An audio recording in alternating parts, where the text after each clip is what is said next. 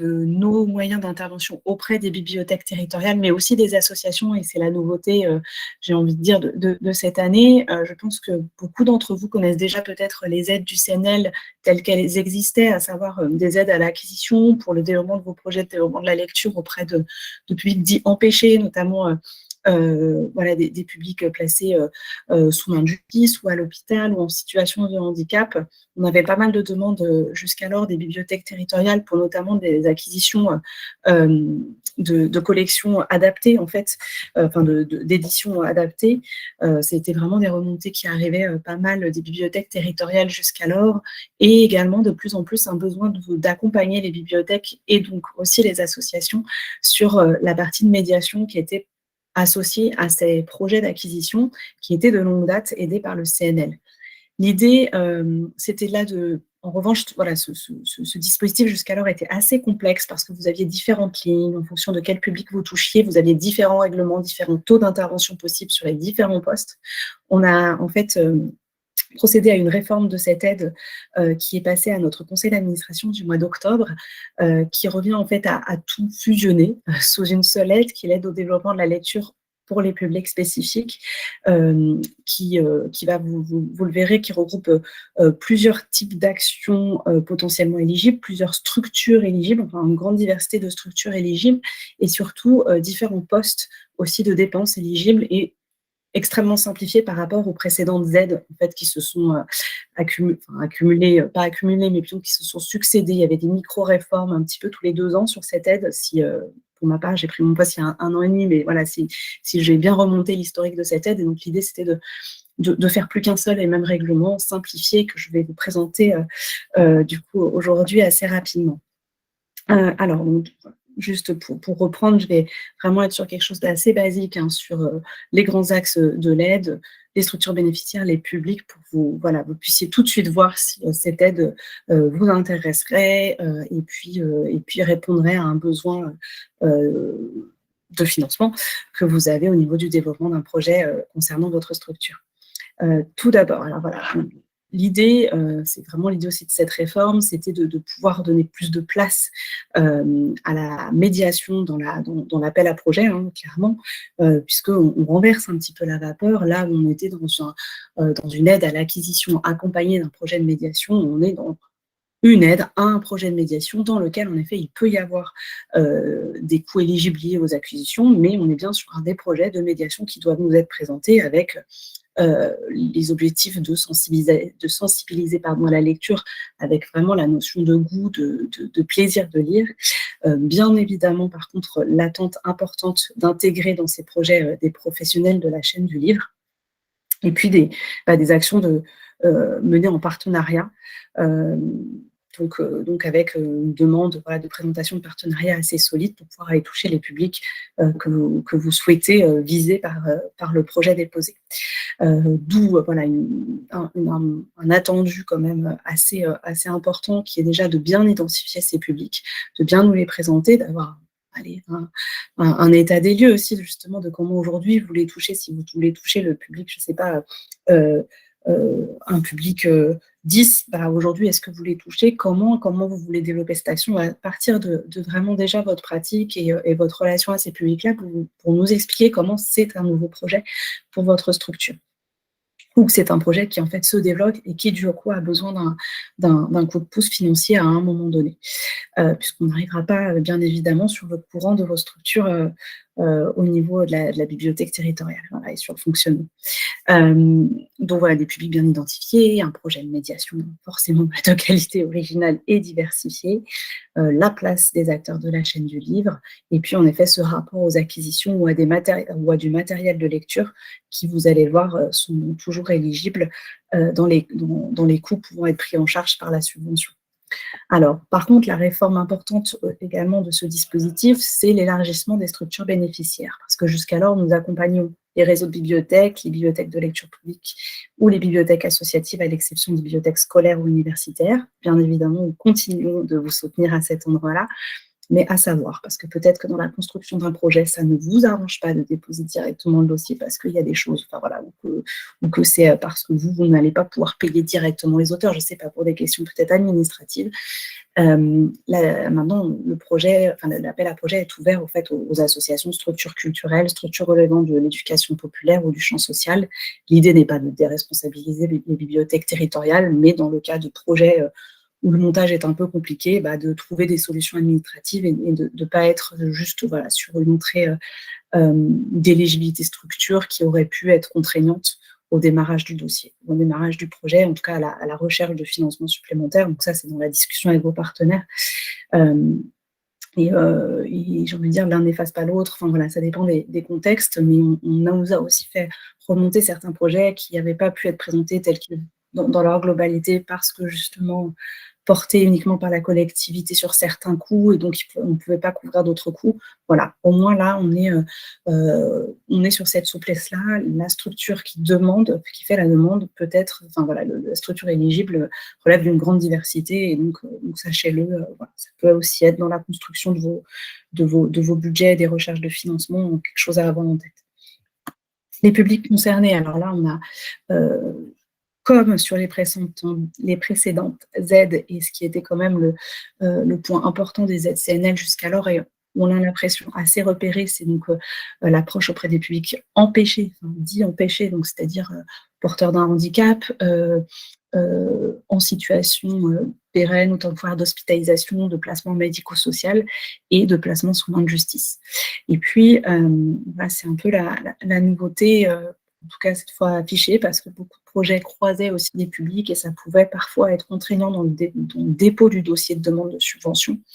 Il est maintenant bien stipulé que les personnes présentant des difficultés d'accès ou d'apprentissage de la lecture sont des publics cibles potentiels et donc éligibles, qui rendraient une aide éligible à une demande formulée auprès du CNL. Alors voilà, ça c'est l'entrée publique qui rend la demande éligible. Et puis après, il y a des critères d'examen qui peuvent rentrer en compte au moment des discussions de commission, pour notamment la dotation aussi sur le pourcentage d'intervention, avec il n'y aura pas des bonus ou des malus, mais en tout cas une attention particulière portée sur les projets qui seront particulièrement développés dans les quartiers politiques de la ville ou les territoires ruraux. Voilà, il y aura un prisme territorial qui rentrera en ligne de compte plutôt pour soit de la priorisation si on a besoin de le faire en cas d'énormes appels d'air où on aurait beaucoup de dossiers, soit voilà, d'ajustement de montant de subvention, le critère territorial rentrera également. Alors, le contenu du projet attendu, bon, je l'ai un petit peu déjà évoqué dans la présentation générale du dossier, mais donc le programme de médiation, dans lequel des choses rentreront dans les critères d'examen au moment vraiment de l'examen les passages devant la commission, c'est le fait qu'il y ait à minima un professionnel de la chaîne du livre qui soit impliqué, que en cas d'intervention d'auteur, qu'il soit justement rémunéré, pardon. Et puis que cette action s'inscrive quand même dans un temps long, ou en tout cas moyennement long, en tout cas ça ne soit pas que du one-shot, avec un calendrier d'action de médiation compris entre 1 à 6 mois. Et alors c'est vrai que ça fait un peu un mois, si on a une action, et puis en début de mois et une autre en fin de mois, on peut se dire que c'est un mois, donc c'est pour ça qu'on a également mis le 6 demi-journées minimum d'intervention, qui correspond aussi, je ne sais pas si vous connaissez d'autres dispositifs du CNL, mais par exemple les demandes de résidence, de création, sont portées sur la création, mais l'auteur doit également, à peu près 70%, donc à minimum 70% de temps sur la création et 30% sur la partie médiation. Et souvent, cette partie-là, quand on examine les dossiers, est évaluée à peu près à 6 demi-journées minimum. Donc, ça nous permettait aussi d'aligner un petit peu tous nos dispositifs dans les critères d'examen sur un minimum requis, on va dire, de ce qui semble être une action, alors pas dans la durée, mais au moins suffisamment installée pour avoir ses effets sur le public. Et donc, ce projet de médiation peut être accompagné d'un projet d'acquisition de collection, donc là particulièrement en effet vous, concernant les bibliothèques territoriales, dans votre politique d'acquisition, arriver à un moment de coup de pouce lié à un projet spécifique, et donc avec le fait de pouvoir venir financer les collections, des acquisitions d'ouvrages, et surtout, enfin je dis surtout parce que c'est vrai que quand on parle de public spécifique, c'est vrai que l'achat de matériel de lecture est également une entrée recherchée et peu couverte par d'autres financeurs. Donc je le signale, voilà, l'achat de tablettes, de liseuses, de loupes, quand vous touchez par exemple les publics seniors, rentre également dans les projets qui peuvent sont pris en compte dans les projets qui peuvent nous être présentés. Donc les montants. Alors on a rehaussé légèrement le minimum.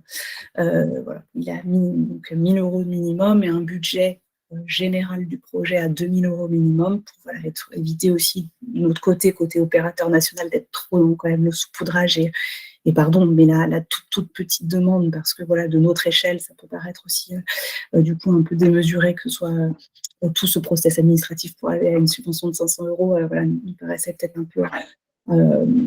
peu inefficient, on va dire. Donc on a rehaussé ces minimums, et puis nous pouvons intervenir jusqu'à 70% du budget total du projet. Voilà. Donc, ce qui ne veut pas dire qu'on aide forcément à 70%, mais c'est le maximum sur lequel nous pouvons intervenir.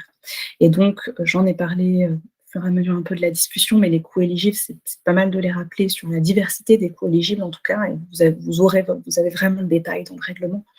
Détails plus exhaustifs, mais en gros, tout ce qui est relatif aux intervenants et personnels qui sont associés directement au projet de médiation. Donc, bien sûr, l'auteur qu'il faudra rémunérer, mais ça peut être le technicien en cas de demande supplémentaire, parce qu'il y a une mise en lumière ou une mise en place sonore qui est essentielle pour l'action, pour la lecture à voix haute, j'en sais rien. Voilà, donc vraiment aussi tous ces frais-là.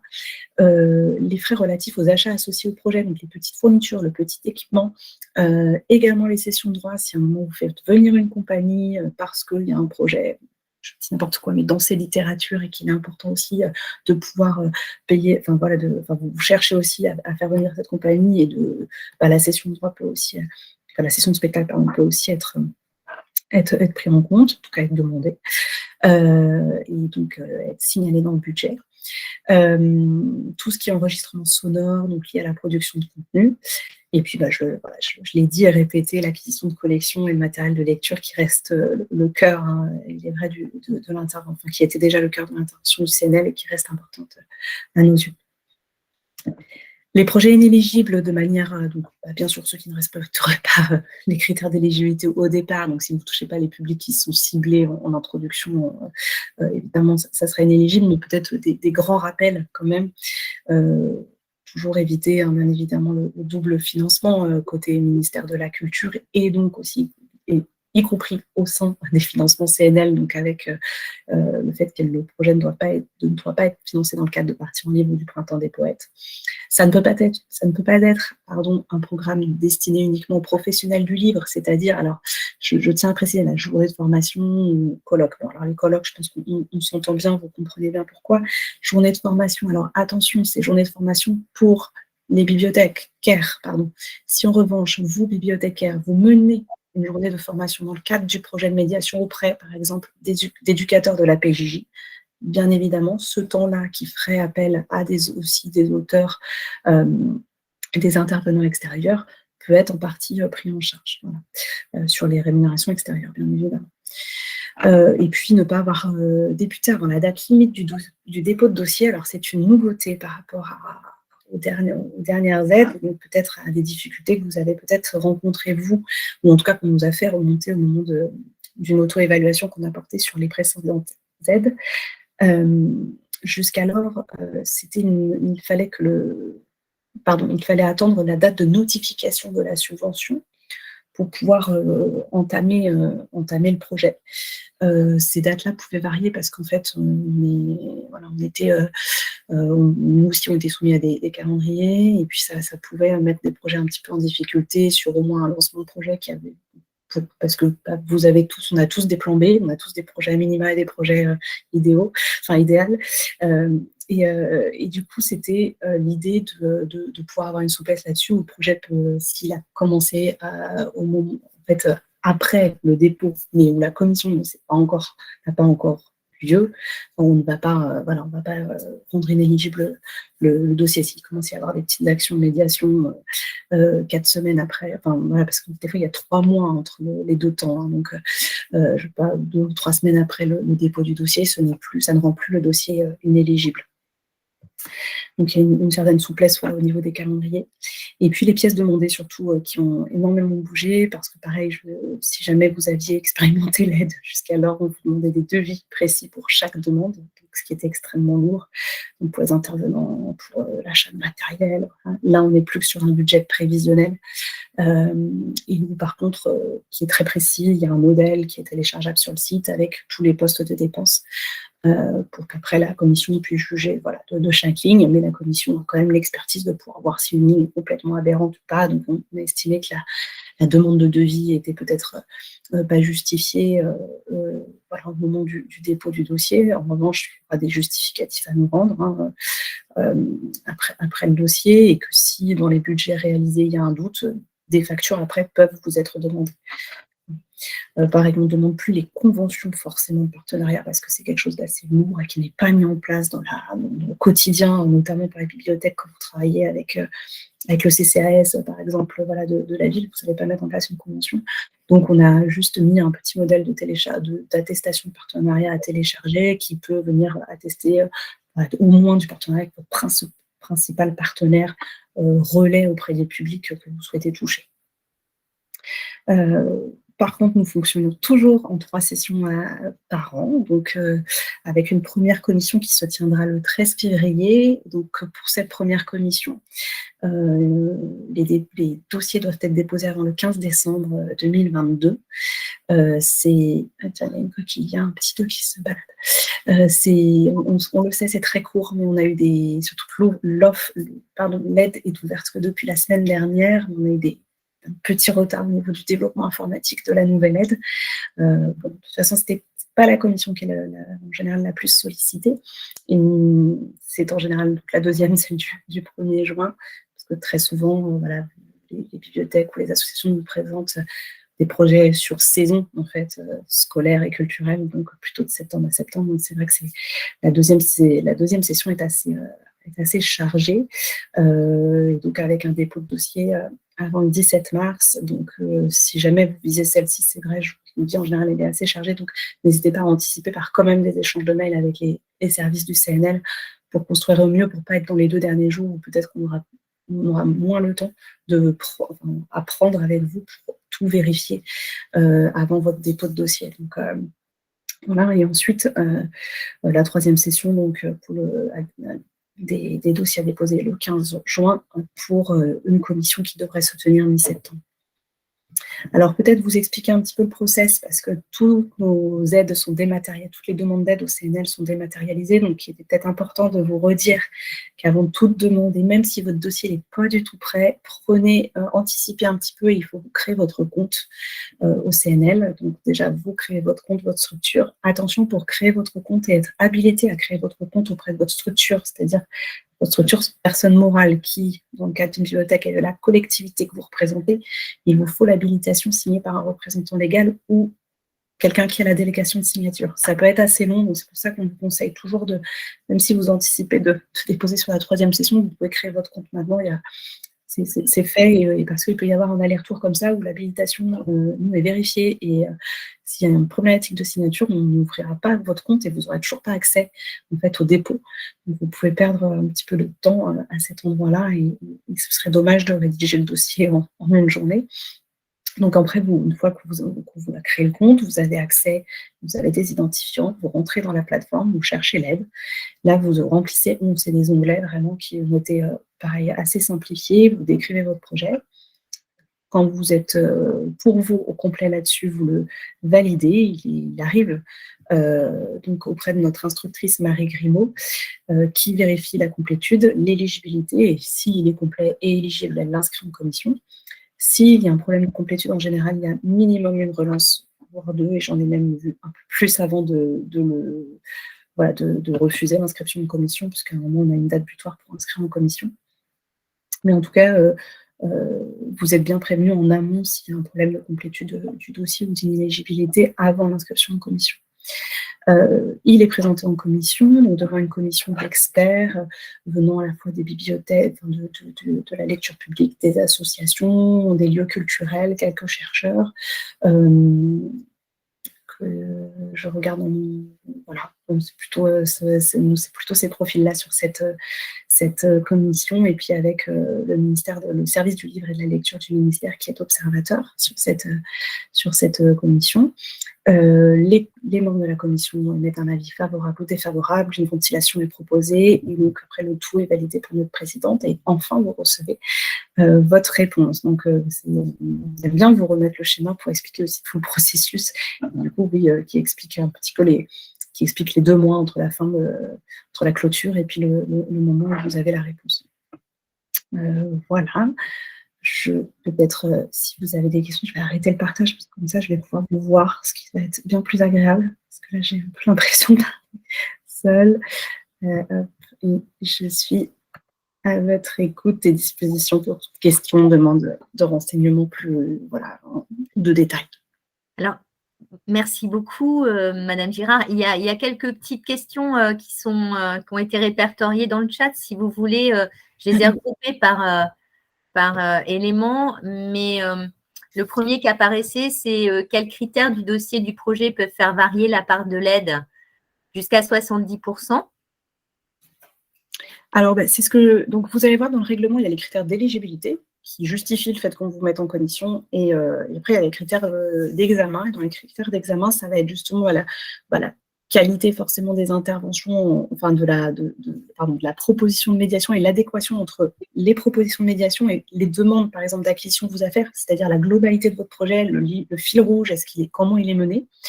Et puis, je le disais, en cas de demande nombreuse, parce qu'en fait, on ne sait pas trop aussi, avec ce nouveau règlement, si on va avoir un sursaut des demandes ou pas, comme en 2021, où on a été complètement submergé. Après, il y a eu un nouveau ralentissement en 2022, mais on ne sait pas si on va avoir de nouveau ce sursaut. Et donc, je disais, là rentrera aussi en compte le territoire sur lequel porte votre demande, avec l'attention particulière pour les territoires ruraux et les quartiers politiques de la ville. C'est vrai que si vous êtes en grande métropole et pas sur la bibliothèque qui concerne le QPV, ça ne va pas rendre votre dossier éligible, ça ne va pas être un refus pour autant, mais en revanche, peut-être qu'on jouera sur le montant de subvention et ne pas aller jusqu'à 70%, en cas de problématique d'enveloppe budgétaire. Alors, du coup, les compléments à cette question portaient justement sur le fait de ne pas pouvoir avoir d'autres sources de financement, notamment le ministère de la Culture. Et la demande en particulier, c'était par rapport à un financement DRAC comme le CTL, par exemple. Oui, alors ça ne change. Je sais qu'il y a Edil et Benjamin en ligne, je ne les vois pas, mais ça ne change rien par rapport en effet au précédent règlement. Ça a toujours été l'idée de complémentarité en tout cas d'articulation, entre DRAC et CNL, c'est-à-dire qu'on ne peut pas être en doublon sur un projet. Et donc, si un CTL porte déjà sur le projet que vous déposez, c'est-à-dire dans les objectifs du CTL, moi par exemple, j'en ai fait sur alors ça ne tombe pas bien, c'était sur la petite enfance, et la petite enfance n'est pas éligible sur notre aide. Mais voilà, elle porte déjà sur un public, misait sur le public qui est aussi touché par votre projet déposé au CNL. Là, on ne pourra pas double financer. De toute façon, il y a toujours une articulation avec les conseillers livre et lecture en DRAC, c'est-à-dire nous, une fois qu'on a tout inscrit en commission, tous les dossiers repartent aussi en relecture auprès des conseillers livre et lecture pour justement voir qu'il n'y ait pas de double financement. En revanche, vous pouvez être une collectivité, notamment sur les intercommunalités, qui est concernée par un CTL, qui n'a rien à voir avec cette histoire de projet. Enfin, je veux dire, c'est-à-dire vous êtes aidé sur la structuration du réseau, dans le cadre du CTL, et sur telle ville au sein du réseau, pour 3 bibliothèques, il y a un projet qui travaille avec des jeunes de la PJJ. Là, on pourra y aller. Voilà. Vous voyez, c'est si le projet en fait, déposé est couvert par le CTL, et pas si le territoire est couvert par le CTL. Donc là, de toute façon, on a un double contrôle. Enfin, en fait, vous avez vous-même, au moment du dépôt du dossier, vous déclarez que le projet n'est pas déjà financé par le CTL. Et ensuite, de toute façon, on renvoie à la DRAC qui vérifie cette articulation-là.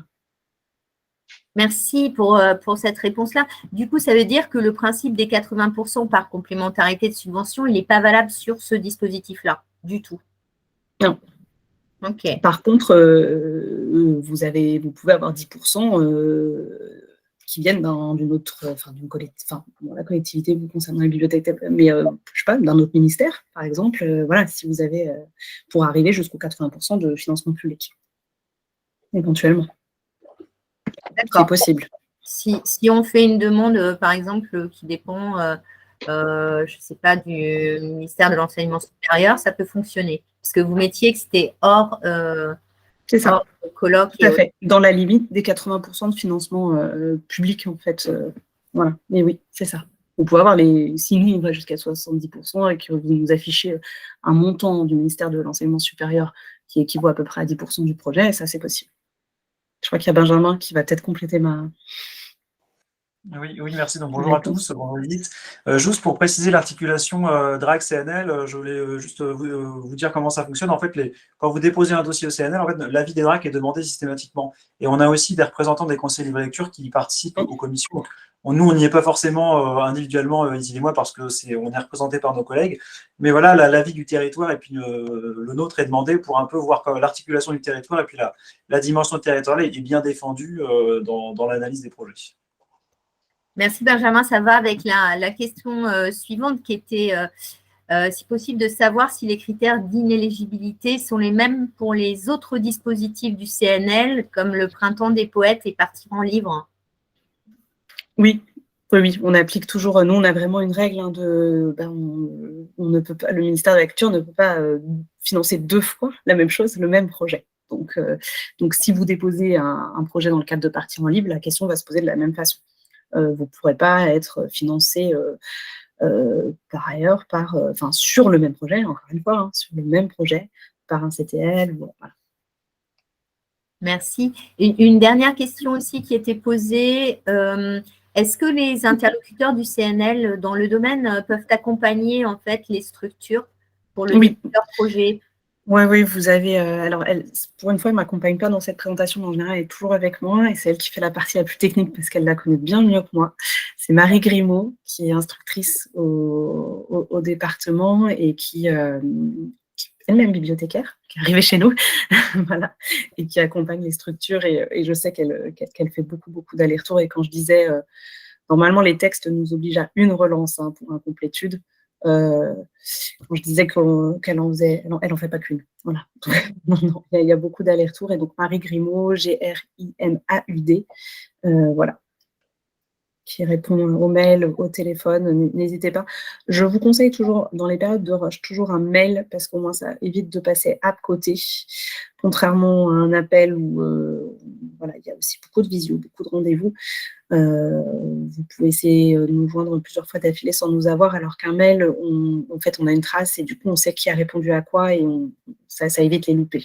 Je vous conseille toujours, vous nous demandez un petit mail en nous demandant de vous rappeler et Marie vous proposera un créneau de rendez-vous. Voilà, pas de souci. Donc, je viens de vous mettre l'adresse mail de Marie dans le chat. Il y a une autre remarque. Vous pouvez intervenir aussi directement, poser vos questions si vous le souhaitez. N'hésitez pas à lever la main, vous appuyez sur la petite main tout en bas et on vous donnera la parole. N'hésitez pas. On lit quand même la remarque. Oui. Le montant minimum de 2 000 € est élevé pour des petits territoires. Oui. Alors avant, il était de 1 500. Donc, on ne l'a pas non plus rehaussé énormément. C'est vrai que c'est une remarque qu'on nous a fait aussi sur le plan de relance. Après, comme nous ne pouvons intervenir qu'à hauteur, voilà, le maximum, c'est quand même 70%. L'idée, c'est ce que je disais, à un moment, on peut aussi s'interroger côté CNL avec la lourdeur administrative qu'est le CNL, de faire intervenir toute cette chaîne administrative pour une subvention qui est inférieur à 1 000 €. Quoi. Donc, alors, je vous l'accorde, on est allé plus, parce que finalement, dans les textes, il aurait fallu qu'on mette un minimum Du coup, si on est sur une aide voilà, à 1000, je ne suis pas très bonne en calcul, à 1300, 1500, c'est ça, si on était à 70%.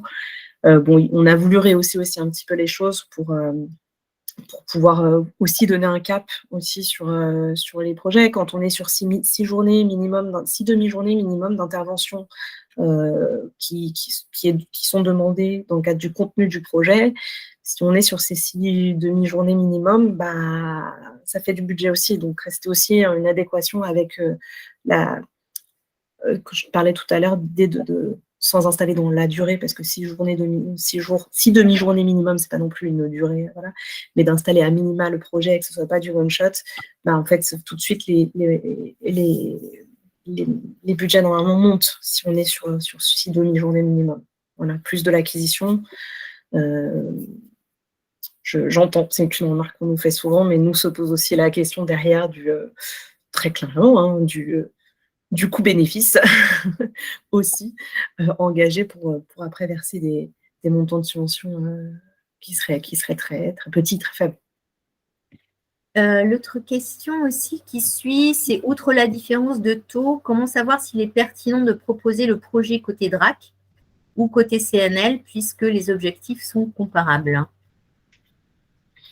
Peut-être, Benjamin, si vous souhaitez aussi compléter ma réponse, moi, je pense qu'il faut que vous regardiez, parce qu'après, chaque DRAC a aussi, alors, il y a déjà, hein, on est sur 2 choses différentes. Hein. Si vous parlez des CTL, Jean-Michel présentera mieux que moi, mais on est sur des engagements pluriannuels voilà, et structurants. Là, on est sur des aides attribuées une fois. Hein, donc, on n'est pas du tout sur les mêmes enjeux parallèles. Et moi, je vais avoir une réponse très technique, du coup, une fois qu'on a regardé ça. Donc après, ça va dépendre de aussi, est-ce que les DRAC vont avoir d'autres dispositifs, éventuellement par des appels à projets généraux, peut-être. C'est peut-être là que se pose la question. C'est peut-être aussi regarder au niveau des coûts éligibles, et donc de peut-être ce qui est important aussi dans votre projet, je pense à des coûts qui sont toujours inéligibles côté DRAC sur de l'appel à projet, hein, j'entends bien, qui sont les coûts d'acquisition et les achats, en fait. Voilà, donc je pense qu'il y a une discussion à avoir, de toute façon, toujours avec vos conseillers, livre et lecture avant de voir la pertinence de positionner sur la durée en inscrivant quelque chose dans un CTL ou en venant sur une demande ponctuelle côté CNL. Je ne sais pas si Benjamin vous voulez compléter, mais ça dépend aussi de l'offre des appels à projets sur le territoire. C'est vrai qu'il y en a beaucoup sur certains territoires avec les DRAC. Donc, Oui, pour compléter, voilà, je rejoins tout à fait ce qui a été dit. Nous, on a nos propres dispositifs qui nous empêchent parfois d'accompagner tel ou tel projet. Donc déjà, la première chose à regarder, c'est voilà, est-ce que si la DRAC ne peut pas accompagner parce que ça ne rentre pas dans nos cases, hein, parce que vous verrez, on va vous les présenter après, on en a quand même beaucoup. Après, c'est tout de suite intéressant aussi de faire appel au CNL. Donc c'est pour ça que l'offre est assez complémentaire. On essaie comme ça, avec DRAC et CNL, de couvrir assez largement vos besoins. Donc voilà, parfois on n'y arrive pas, mais il faut vraiment creuser la question des dépenses éligibles. Et puis, on parlait des CTL tout à l'heure. Le CTL, c'est une structure assez lourde à mettre en œuvre qui ne couvre pas non plus tout le territoire. Donc, il y a aussi des bibliothèques qui peuvent, hors CTL, bénéficier de l'accompagnement du CNL. Idil, hein, si tu veux compléter. Oui. Je voulais compléter, c'est que parfois, c'est pas, on se retrouve sur le même terrain, entre guillemets, avec le CNL sur des questions de manifestations littéraires. Par exemple, des salons d'auteurs ou des salons littéraires, etc., organisés par la collectivité et les bibliothèques, aidés aussi par le CNL. Mais j'ai envie de dire, sur ces cas-là, on peut aussi se réunir peut-être avec le CNL et discuter ensemble du projet avec vous et voir comment équilibrer les choses ou non. Parce qu'effectivement, on vise la même chose avec le CNL, c'est la rémunération des auteurs, etc. Mais il y a des pourcentages auprès du CNL. Il y a un plafond aussi sur la nature des aides éligibles au sein dans la construction du budget, pour avoir échangé avec la personne en charge au CNL sur la question.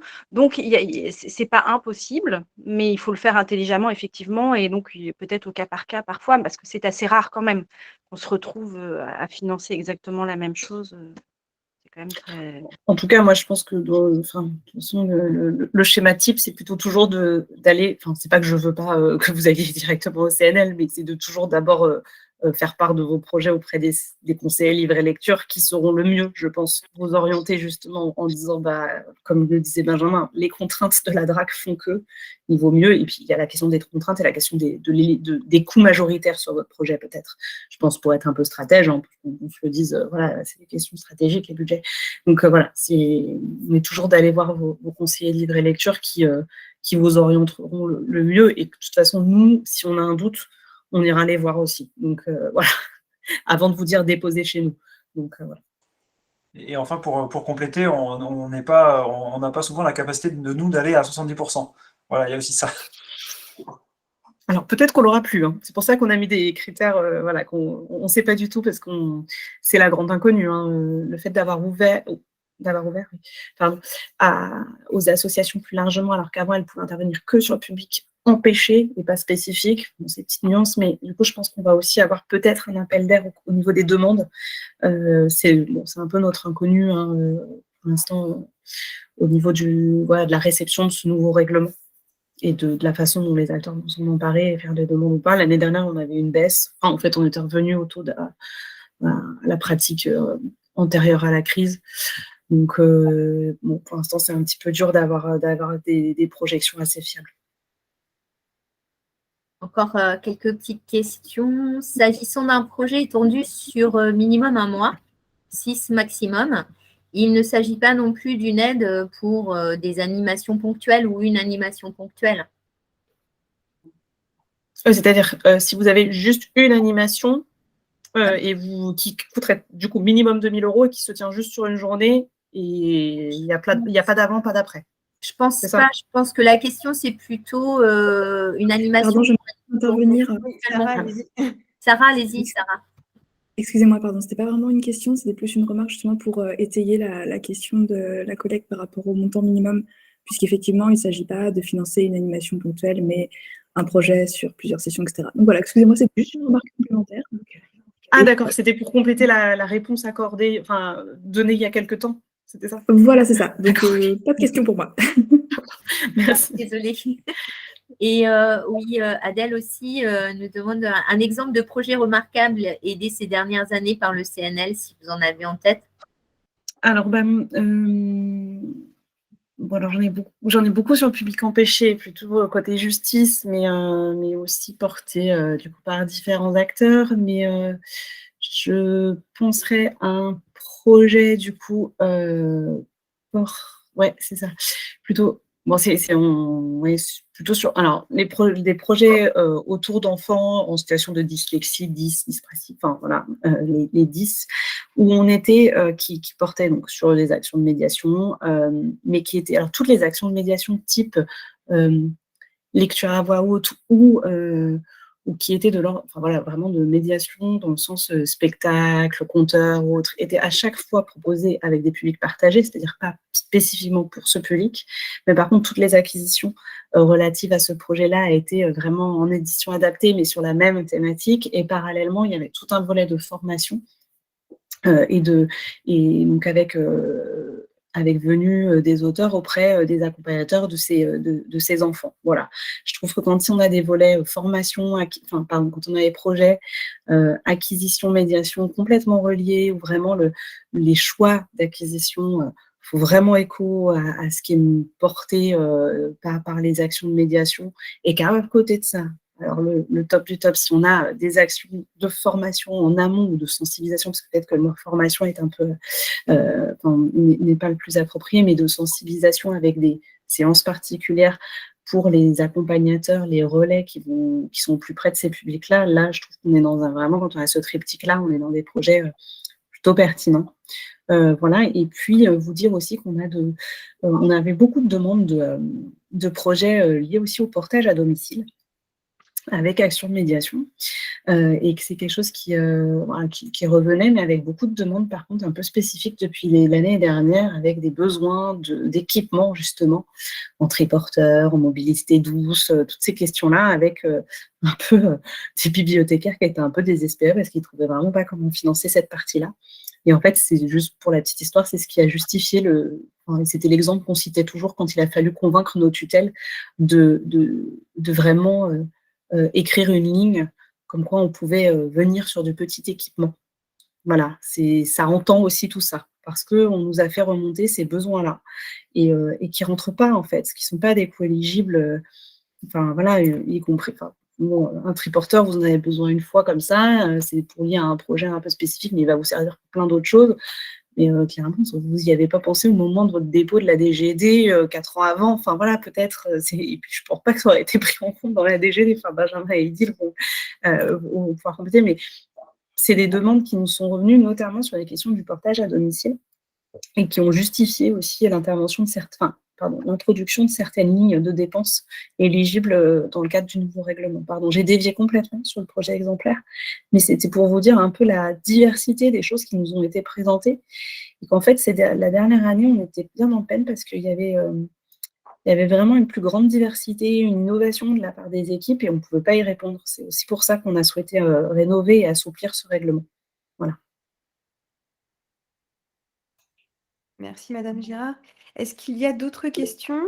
Nous avons encore quelques minutes. Est-ce que le public en EHPAD est considéré comme un public empêché? Oui. Ah, en fait, oui, tout à fait. Tout ce qui est médico-social, donc l'EHPAD en fait partie. En fait, c'est santé et médico-social, donc c'est hôpital et médico-social, pardon. Donc oui, l'EHPAD, oui. Les EHPAD, oui. Les centres sociaux ou socioculturels, CCAS, CIAS, sont-ils éligibles? Oui, maintenant ils le sont. D'accord, merci. Et donc, toujours la question de la petite enfance. La petite enfance est exclue, c'est ce que vous disiez tout à l'heure. Oui, tout à fait, voilà, puisqu'il existe des dispositifs très bien portés par les DRAC et puis le dispositif national première page. Donc, sur les 0-3 ans, en effet, nous ne pouvons pas y aller. D'accord. Titi et Calinette ont levé la main. Ce n'est pas une blague. Pardon. Qui a piraté mon compte? Excusez-moi. Non, la question c'était, on a envisagé de déposer un dossier pour la fin janvier auprès de la conférence des financeurs pour un projet sur pour atteindre les personnes âgées. Et donc, est-ce que avec la conférence des financeurs, il y a double financement ou pas? Est-ce que l'État est présent dans ces financements-là? Côté DRAC, vous y êtes, non? Ou pas? Je ne crois pas. Peut-être qu'Adèle Hébert pourrait répondre, parce qu'il me semble que ça dépend des départements. D'accord. J'ai un doute, mais pour moi, c'est département et région, quelque chose comme ça. Alexandra, tu te souviens, conférence des financeurs? Oui, il me semble que ça dépend des départements. Adèle, est-ce que Alors, département et autres partenaires? Elle pense que c'est le département, ça je le sais, mais il me semble que c'était un financement. Et vous êtes sur quel département, pardon? L'Orne. Mais du coup, ça fonctionne dans tous les départements de la même manière. Et Adèle nous dit, oui, je pense que c'est compatible et ce sont bien les départements et autres partenaires. D'accord. Nous, à partir du moment où en fait, le ministère de la Culture, donc principalement les DRAC, en fait, ne financent pas déjà le projet. C'est ça la grande question qu'il faut se poser sur votre entrée possible ou pas au CNL. Il y a aussi donc une autre bibliothèque qui nous répond que dans le Calvados, effectivement, cette aide dépend du CFPPA. Donc, non, ça dépend du département, c'est ça. D'accord. Mais à vérifier quand même avec la conférence des financeurs de l'Orne. Mais c'est vrai que pour le moment, nous, ce qu'on a entendu dans ce domaine, c'était une démarche des départements. D'accord. Bon, dans ces cas-là, je ne vois pas de problématique. Je me tourne, je regarde le visage de Benjamin et Edil. J'ai l'impression je pense qu'ils auraient réagi. Ouais, bon, bah voilà. Alors, dans ces cas-là, il n'y a pas de souci. Donc, il n'y a pas de problématique. Est-ce qu'il y a une autre question? Je pense que Edith, vous devez partir d'ici 5 minutes, si je ne me trompe pas. Donc, c'est le moment ou jamais de poser vos questions. Après, vraiment, n'hésitez pas par mail. Hein, vraiment, si ça arrive plus tard. Voilà. Est-ce que quelqu'un souhaite intervenir?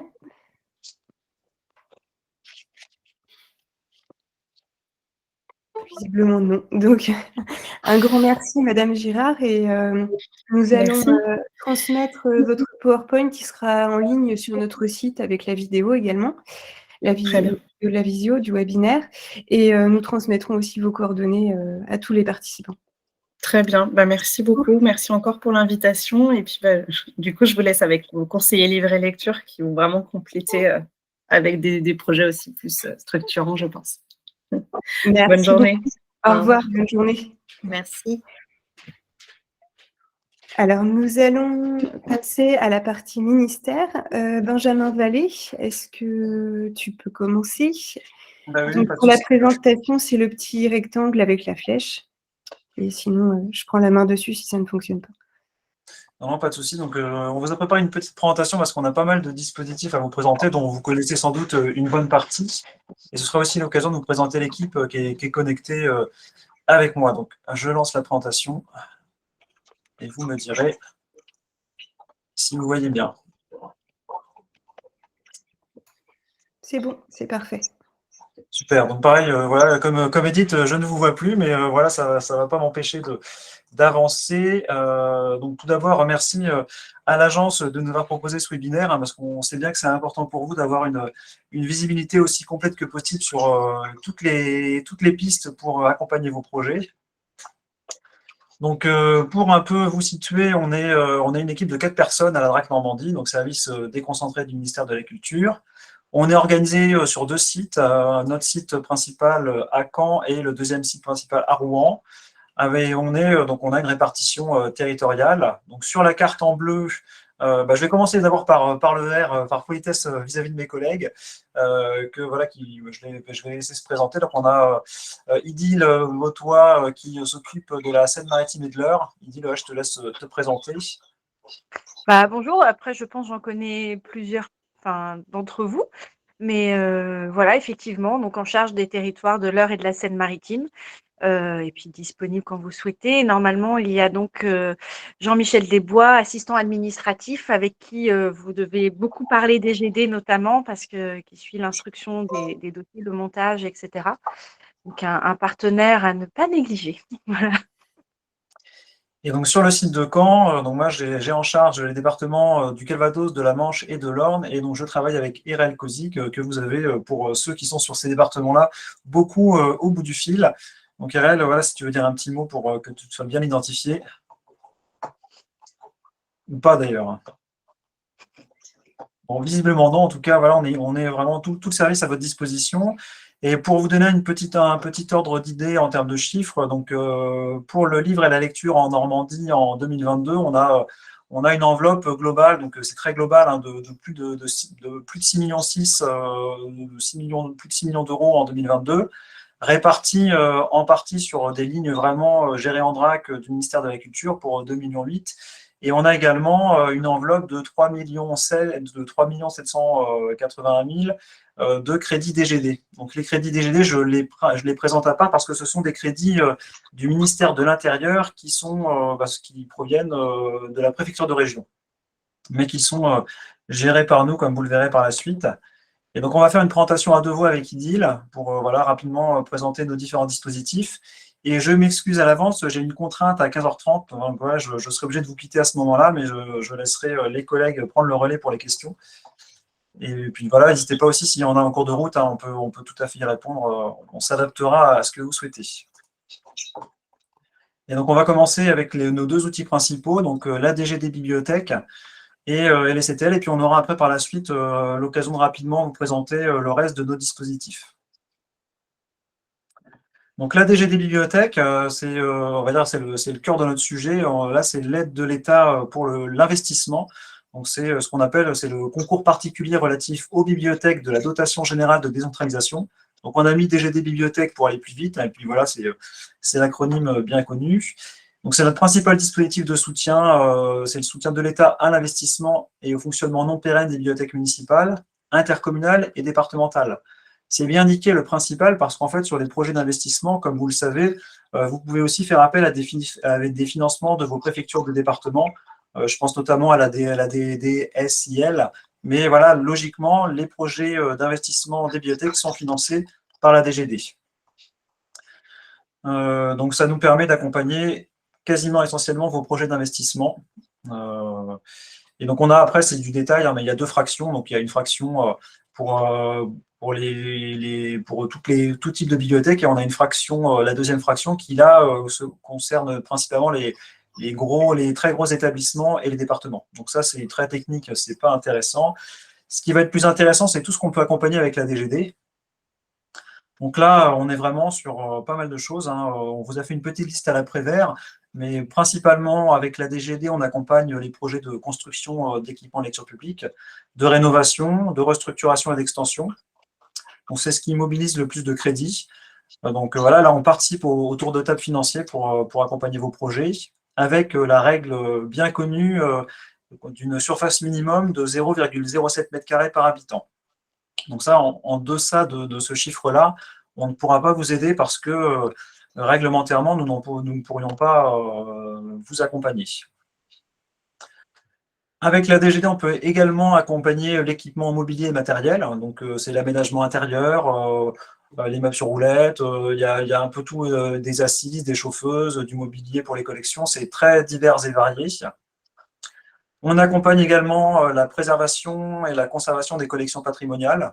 Donc, toutes les bibliothèques ne sont pas concernées, mais ça nous permet comme ça de participer aussi à l'effort pour améliorer les conditions de conservation, parce qu'on sait que sur ces thématiques-là, voilà, il est parfois compliqué de trouver des budgets. Donc, nous, on essaye au maximum de vous accompagner.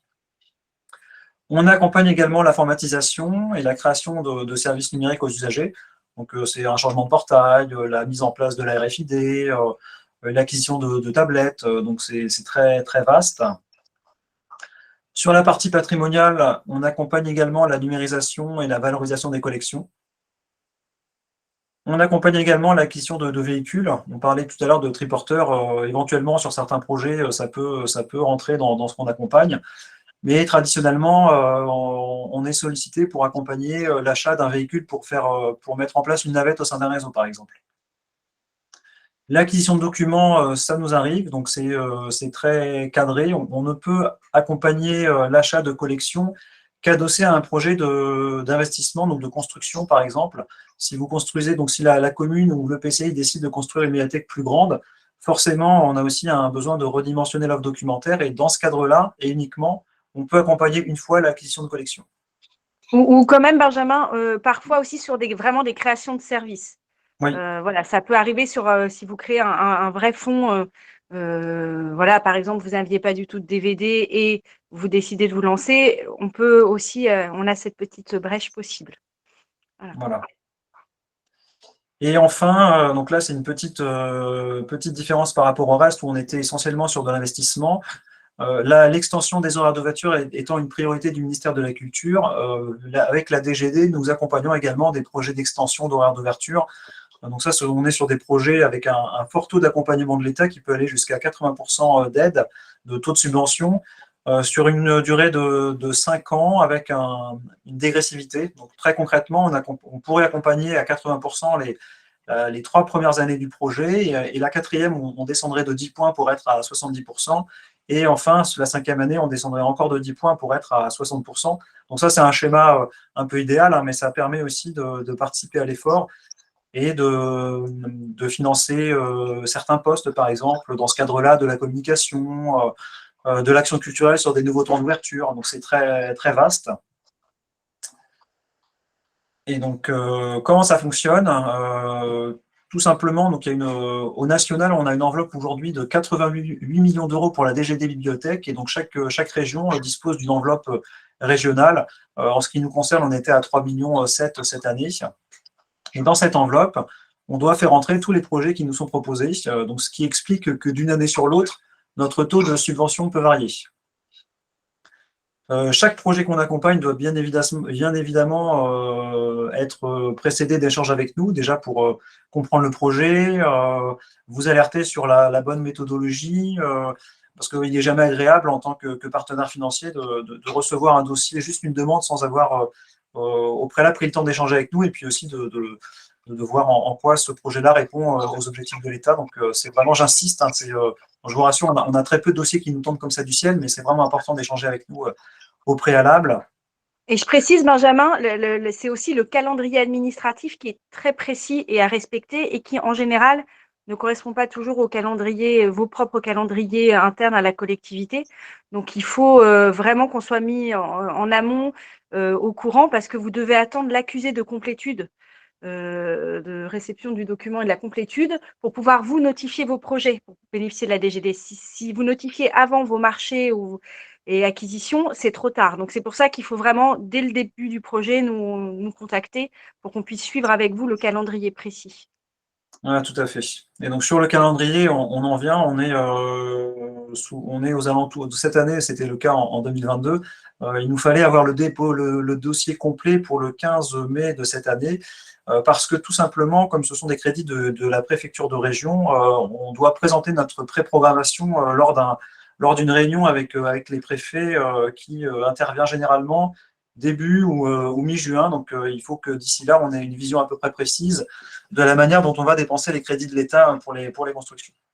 Donc on insiste bien, c'est vraiment important d'avoir les dossiers complets à cette date-là, sachant que sur toutes les phases amont, on peut vous accompagner. Jean-Michel et RF sont vraiment très disponibles à votre écoute pour faire en sorte que ce soit le plus facile possible, parce qu'on est bien conscient que les dossiers de demande de subvention, c'est jamais une partie de rigolade, donc on essaie d'être aussi aidant que possible. Et je l'ai mentionné dans la présentation, c'est un petit rappel aussi, les projets qui sont accompagnés par l'État financièrement sur un projet d'investissement doivent faire l'objet de la mise en œuvre du 1% artistique. Donc très concrètement, sur un projet de construction, vous devez réserver une part 1% du budget hors taxe des travaux pour mettre en place un projet artistique, une œuvre d'art par exemple, dans la médiathèque ou à côté. Donc ça, c'est très, très ouvert, mais c'est un petit rappel que je souhaitais faire. Donc pour la DGD, voilà en gros ce qu'on peut vous dire. Vous avez beaucoup d'informations sur notre site internet. On a un vademecum aussi qui permet de présenter assez globalement les choses, et on est vraiment à votre disposition pour tous ces projets-là au quotidien. Idil, je te passe la parole et puis peut-être qu'on reviendra à la fin sur les questions sur les différents sujets. Juste en plus du vademecum, il existe une circulaire officielle qui cadre en fait l'utilisation des crédits DGD et qui est accessible à tous, qui est sur notre site internet également, et qui vous permet de voir exactement l'éligibilité de chaque élément dans vos dossiers et quel est le document cadre et réglementaire pour la DGD. Pour ma part, je vais vous parler des contrats de territoire lecture, donc CTL, pour dire un peu plus vite, qui nous permet de travailler avec vous le développement de la lecture sur un territoire. Donc il s'agit d'une contractualisation pendant 3 ans entre la collectivité et l'État, et parfois même les départements, puisque les médiathèques départementales parfois peuvent à la fois financer ou alors être partenaires et proposer de la formation, etc.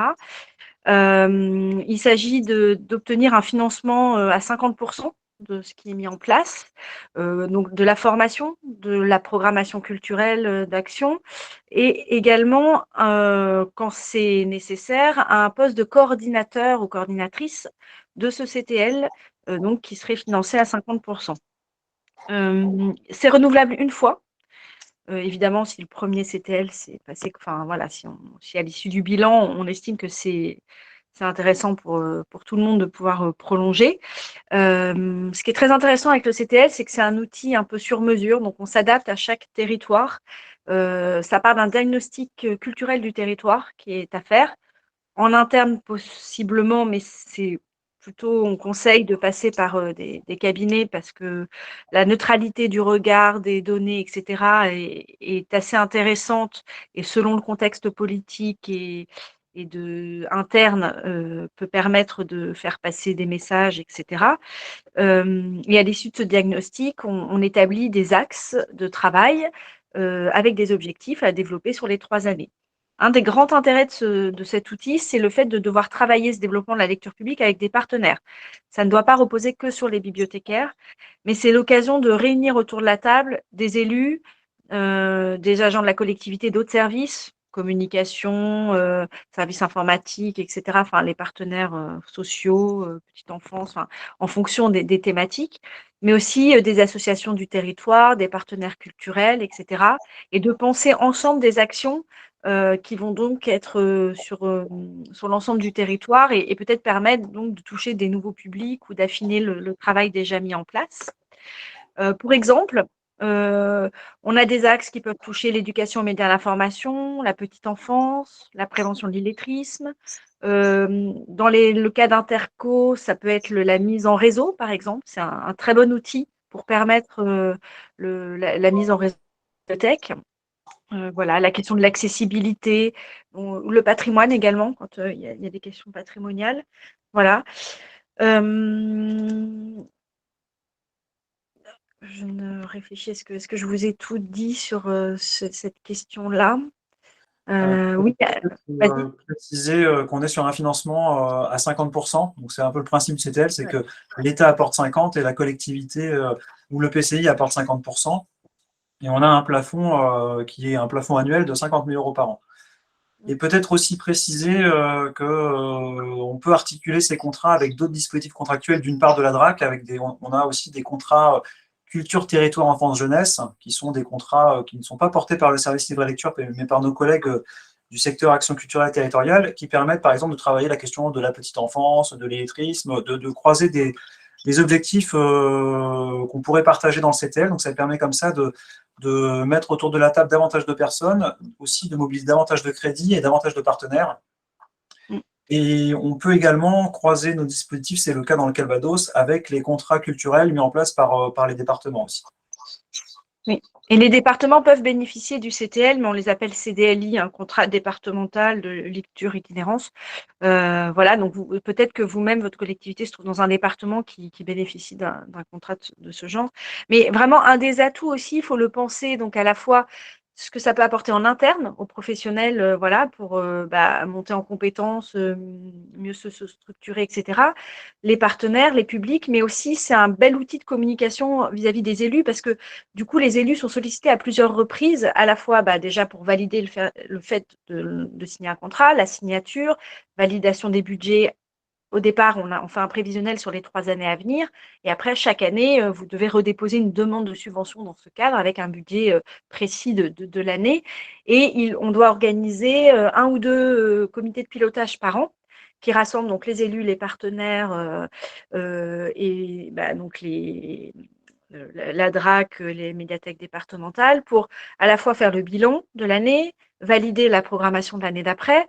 Et donc ça peut être 1 à 2 fois par an. Et il y a également les comités techniques qui sont là, faits là vraiment avec vos partenaires pour monter les projets. Donc à plusieurs reprises sur plusieurs années, normalement les élus, vous avez des moments d'échange avec vos élus, de validation, ce qui peut être très intéressant pour vous. Et puis peut-être de penser une communication plus large auprès des publics. Ça ne se fait pas trop encore, mais c'est tout à fait valorisable le fait d'investir du temps et des finances, etc., et de le préciser aux habitants, aux usagers, etc. Donc voilà pour les CTL.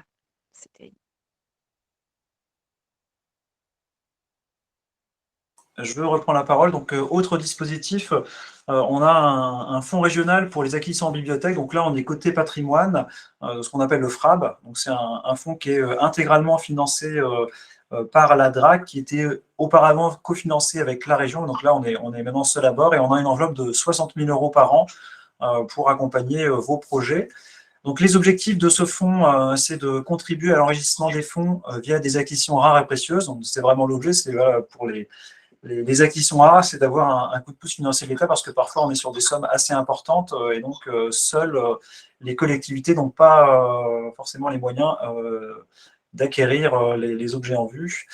On accompagne également les projets de restauration de documents patrimoniaux avec la précaution suivante. En fait, pour qu'on puisse accompagner vos projets, il faut que ces projets-là aient été soumis à un groupe d'experts, c'est le groupe d'experts en restauration du ministère de la Culture, pour être validé scientifiquement, pour justement se prémunir de toute démarche qui pourrait abîmer tel ou tel manuscrit, par exemple. Donc, c'est vraiment indispensable pour s'assurer. Donc, c'est obligatoire pour les documents appartenant à l'État et c'est recommandé pour les documents qui appartiennent aux collectivités territoriales. Ensuite, on a un troisième axe qui dépend finalement des 2 autres, c'est l'aide à la mise en valeur des fonds patrimoniaux. Il dépend des 2 autres parce que ce n'est pas prioritaire pour nous. Et donc, en fait, il dépend de l'enveloppe et du nombre de projets qui nous a été soumis. Donc, les projets doivent porter sur des opérations d'un montant global d'au moins 500 € hors taxe. Et on peut aller sur le taux d'aide de l'État jusqu'à 80% du montant. Voilà, parce que comme je le disais tout à l'heure, on sait que pour les questions patrimoniales, il est difficile parfois de mobiliser des crédits. Et donc, on en fait une priorité. On essaye d'avoir des taux aussi élevés que possible. Également, on parlait de cumul tout à l'heure, donc je sais que c'est une question importante à soulever. L'aide du FRAB est cumulable avec celle d'un autre dispositif national. C'est le dispositif ARPIN, qui est acquisition et restauration patrimoniale d'intérêt national. Donc ça, c'est un dispositif qui est piloté directement en centrale, donc à Paris, par nos collègues du Bureau du patrimoine du ministère de la Culture. Et on a eu le cas cette année, on peut venir parfois en complément sur une acquisition particulièrement onéreuse. On peut compléter comme ça une aide déjà reçue de la part de l'État. Donc on a une commission par an pour le FRAB, qui est prévue cette année le 20 juin. Et donc, si vous souhaitez déposer un dossier, c'est à faire un mois avant, au plus tard, donc avant le 20 mai. Et donc, on ne décide pas seul. On réuni une commission d'experts. Donc, évidemment, nous sommes présents. Agnès, pour l'agence également. On sollicite également des conservateurs du territoire pour éclairer les décisions et on sollicite des collègues aussi d'autres régions. Donc, pour objectiver les décisions. Voilà ce que je pouvais vous dire sur le FRAB. Autre dispositif en faveur du patrimoine, l'appel à projet national patrimoine écrit. Donc là, c'est également porté par le Bureau du patrimoine du ministère, mais c'est l'occasion aussi de vous le présenter parce que c'est un dispositif qui est déjà mis en œuvre chaque année par l'agence. Donc voilà, l'agence peut aussi vous conseiller sur celui-ci parce qu'elle le connaît bien. L'objectif, c'est d'accompagner des projets exemplaires concernant les collections patrimoniales des bibliothèques territoriales dans les 3 domaines suivants. Donc, le signalement des collections de manuscrits, des livres imprimés anciens, des fonds locaux spécialisés, des documents iconographiques. Et donc, on se concentre sur la période avant 1830. Sauf, bon, après, il y a quelques exceptions, mais je ne vais pas rentrer dans le détail. L'appel à projet peut également accompagner des projets autour de la conservation des collections, également autour de la valorisation des collections. Donc, on est sur des projets qui doivent porter sur des opérations d'un montant global d'au moins 5 000 €. On est sur des montants élevés parce qu'on est sur un appel à projet national. Donc voilà, c'est aussi, on expliquait tout à l'heure un petit peu la machinerie administrative. Voilà, là, ce n'est pas des dossiers qui sont gérés sur le territoire, donc il faut quand même une taille critique. Et le taux maximal d'aide peut aller jusqu'à 80% et cumuler d'autres aides du ministère ou de la BNF, par exemple. Voilà sur le patrimoine écrit. Et je recède la parole à Idil. Oui, alors, autre dispositif visant les publics de jeunesse, nous avons des livres à soi qui est mis en place par l'école du Salon du livre et de la presse jeunesse de Montreuil, qui est un dispositif qui vise les parents en priorité, c'est-à-dire à permettre à des gens, des adultes très éloignés du livre, de reprendre contact avec le livre et d'oser le prendre, le lire à ses enfants. Donc, il y a un protocole assez précis à mettre en place, une formation pour les partenaires. Il s'agit, avec des partenaires sociaux du territoire, de sélectionner une vingtaine de familles qui pourront participer à ce dispositif. Les professionnels bénéficient d'une formation de 2 jours au départ ensemble autour du livre de la petite enfance. Puis, les ateliers sont mis en place avec les parents, avec voilà, tout un déroulé. Une sortie en librairie à réaliser, une sortie dans un salon du livre. Pour cela, on finance 80 € de chèque lire par famille et une fête du livre à faire à la bibliothèque. Donc, c'est un dispositif qui est vraiment très fin et qui est un peu dans la dentelle, mais qui porte vraiment ses fruits et qui a un très bon retour de la part des bibliothécaires comme des participants, des collègues des autres services qui peuvent participer à ce projet. Nous finançons 50% du projet, à savoir que le coût moyen pour une vingtaine de familles s'élève aux alentours de 12 000 €. que donc la DRAC en finance 50% et que dans les, comment dire, les coûts humains aussi et matériaux sont comptés en fait dans le budget. Donc c'est pas, enfin, en tout cas pour l'investissement que cela représente, les effets sont vraiment bénéfiques.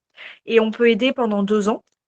Et à l'issue des 2 ans, pour l'instant, voilà, la question est encore sur le tapis de savoir comment faire après. On vient d'organiser une journée de coordination régionale sur le sujet le 17 novembre, voilà, où les uns et les autres ont pu partager leur expérience et réfléchir aussi à la prolongation, mais plutôt en interne du coup de ce dispositif qu'en général on n'a pas envie de lâcher. Donc voilà, c'était le premier dispositif.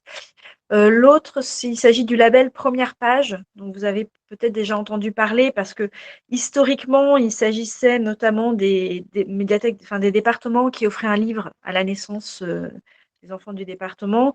Aujourd'hui, c'est beaucoup plus large que ça et il s'agit d'un label attribué sur tout un travail de programmation, d'action, de formation autour de la petite enfance sur un territoire, enfin une commune comme une interco, comme un département d'ailleurs. Et là encore, avec un financement à 50%, si je ne me trompe pas, voilà, du projet, mais avec un minimum quand même. Et alors, attendez, je retrouve, je crois, c'est ça, c'est 50% maximum, mais il faut quand même que le budget soit à 8 000 € minimum. C'est-à-dire que nous, on doit vous donner 4 000 € minimum, en gros, voilà, puisqu'on est…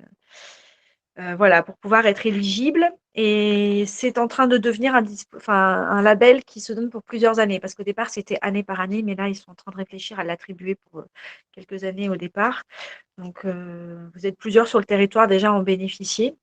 La médiathèque départementale de la Seine-Maritime a le label, par exemple, aussi d'autres communes. Mais ça peut donner lieu, par exemple, à des projets, puisque quand on n'est pas en CTL, par exemple, en contrat de territoire lecture, ça peut être intéressant pour travailler un public spécifique avec des partenaires identifiés sur un territoire, que sont les partenaires de la petite enfance, et d'agir avec de la formation, une résidence, par exemple, d'auteurs ou autrices en crèche, qui va créer un ouvrage ou simplement déjà travailler autour du livre avec les enfants, les parents, etc. Enfin, voilà, il y a plusieurs choses possibles. Donc mais c'est assez intéressant, notamment quand on ne peut pas être dans un contrat territoire lecture, mais ça peut aussi s'ajouter à un contrat territoire lecture, ce que disait Benjamin tout à l'heure. On peut avoir des livres à soi tout en étant en contrat territoire lecture ou le label Première Page. Donc voilà. Juste peut-être aussi un petit complément, on est sur une labellisation donc qui reconnaît aussi tout le travail qui est effectué autour de la petite enfance.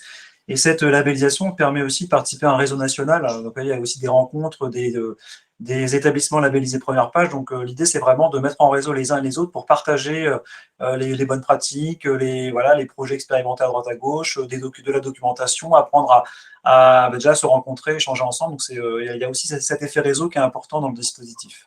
Il y a un site internet d'ailleurs qui existe, Première Page. Et du coup, en termes administratifs, ça nécessite dans le montage du dossier d'avoir un courrier de demande auprès de la ministre de labellisation. Mais ça, après, c'est dans les détails administratifs. Mais voilà, c'est pas un dossier, le même dossier à monter. Après, concrètement, chez nous, c'est un formulaire de demande de subvention aussi pour obtenir les crédits. Mais il y a le montage d'un dossier qui présente à la fois ce que vous faites jusqu'à présent, vous et la collectivité auprès de la petite enfance, et quel est votre projet dans le cadre du label. Donc, il faut partir d'un existant et de montrer en quoi tout le travail que vous allez mener peut bénéficier de ce label, de cette reconnaissance, effectivement.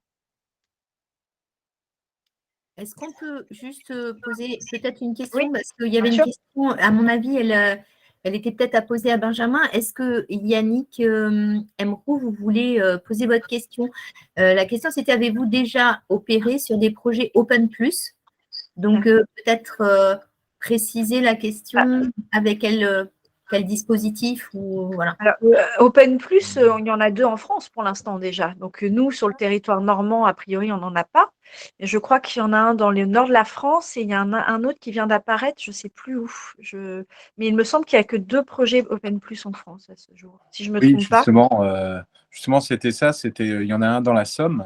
J'ai pu voir d'ailleurs sur le webinaire du BPI la semaine dernière, où justement il parlait de ce projet Open Plus, et je voulais savoir quelle était, enfin pas la position, mais quelles sont les aides que l'on peut avoir pour ce projet, ce type de projet.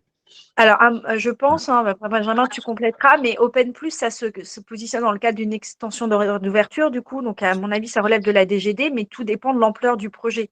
Mais c'est vrai que ça, c'est une question qu'on n'a pas encore eue et qu'il faudra qu'on traite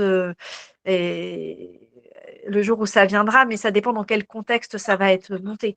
Si vous nous dites que vous avez fait un gros travail d'extension d'horaire d'ouverture et qu'il y a une partie ouverture avec des bibliothécaires et une sans bibliothécaire, enfin, il faut voir l'équilibre, etc., en fait, je pense. D'accord. Mais c'est vrai qu'à ce stade, ça serait inédit pour nous, et donc il y aurait une réflexion à mener de savoir dans quelle mesure on accompagne ou on n'accompagne pas, en fait. Tout dépend du contexte. Oui. Une autre précision qui était demandée, alors plutôt au niveau de l'intervention de Benjamin, c'était sur la DSIL. Donc, il y a eu des petits échanges là-dessus aussi et sur ce que c'est exactement, comment on peut travailler la complémentarité des subventions dans le domaine de l'aménagement et autres. Donc la DSIL, en fait, c'est la dotation de soutien à l'investissement local. Donc, en fait, ce sont des crédits qui sont gérés au niveau du département. Donc, c'est chaque préfet de département a une enveloppe de crédit annuelle dans laquelle qui sert à financer tous les types de projets qui vont aussi bien de la crèche à la salle de sport qu'aux bibliothèques éventuellement.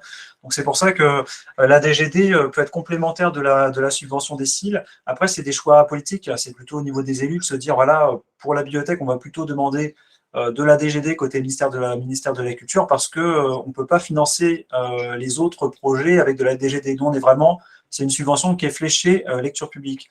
Alors que la DSIL, c'est très, très ouvert. Et on a aussi la DETR qui est la dotation d'équipement des territoires ruraux. Donc là, c'est un peu le même principe, mais c'est une autre subvention du ministère des préfets de département qui vise à accompagner les territoires ruraux. Donc là, c'est pas cumulable avec la DGD. Après, c'est des questions de stratégie. Et souvent, pour la DSIL, chaque territoire a une enveloppe. Voilà, si on prend un territoire particulier, il y a une enveloppe dans laquelle les élus doivent faire entrer tous leurs projets. Donc après, c'est des questions de choix politiques. Là où ça peut se poser, c'est par exemple dans des territoires plutôt ruraux où on va mixer des lieux à la fois de mairie, médiathèque, etc., où effectivement, c'est là que la question peut se poser plus que sur des plus grandes collectivités qui, de toute façon, ont beaucoup d'équipements séparés les uns des autres à gérer. Donc là, on a très rarement la DSIL qui rentre dans le budget qui va accompagner un projet médiathèque. C'est extrêmement rare. Et nous, de notre côté, on n'a pas de vision. Voilà, c'est un peu des vases clos. Nous, on gère les crédits du préfet de région, mais on n'est pas informé des demandes qui sont soumises au préfet de département. Donc parfois, quand dans un plan de financement, on voit apparaître les choses, il arrive qu'on puisse se mettre en relation avec nos homologues de la préfecture, mais souvent, voilà, on n'est pas forcément informé. Mais ça permet parfois de boucler un plan de financement. Dans une région, que vous ayez une aide de la DRAC de 40%, parfois avec 20% du département et puis 20% de la préfecture, ça permet d'arriver à un très bon taux de subvention. Après, c'est des questions de stratégie financière. Merci beaucoup. Il y avait peut-être Titi et Kalinette, vous aviez, c'était un complément aussi que vous vouliez donner ou peut-être une question tout à l'heure?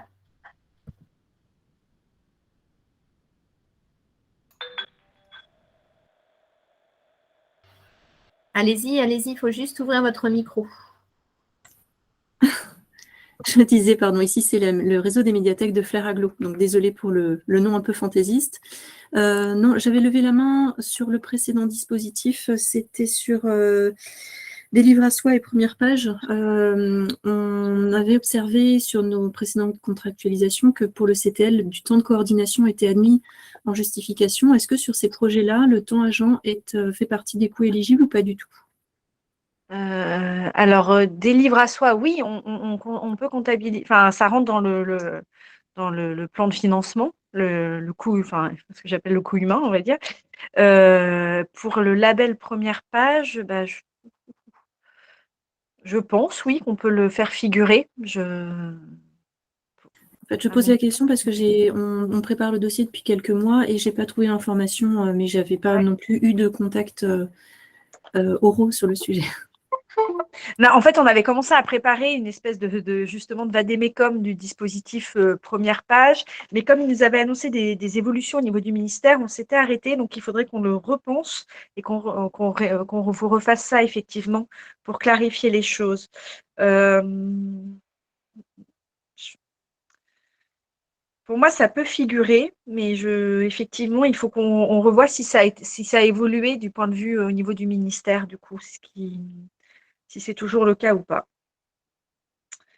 Voilà. Après, ce qui peut être possible, c'est de nous solliciter en amont du dépôt de dossier pour qu'on se mette en relation avec notre collègue qui suit ce dispositif en centrale, pour qu'on voit si on est dans les clous avant de déposer un dossier qui ne serait pas dans lequel un certain nombre de dépenses serait in fine pas éligible. Donc, on peut comme ça procéder un peu par anticipation et puis prendre quelques garanties avant le dépôt officiel.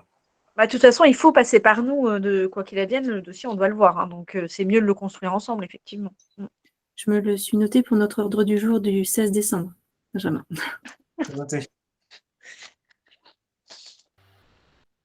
Vous avez des questions peut-être qui étaient plus destinées à la première partie ou on laisse tranquillement Idil? Oui, alors Sarah d'abord, vous pouvez intervenir.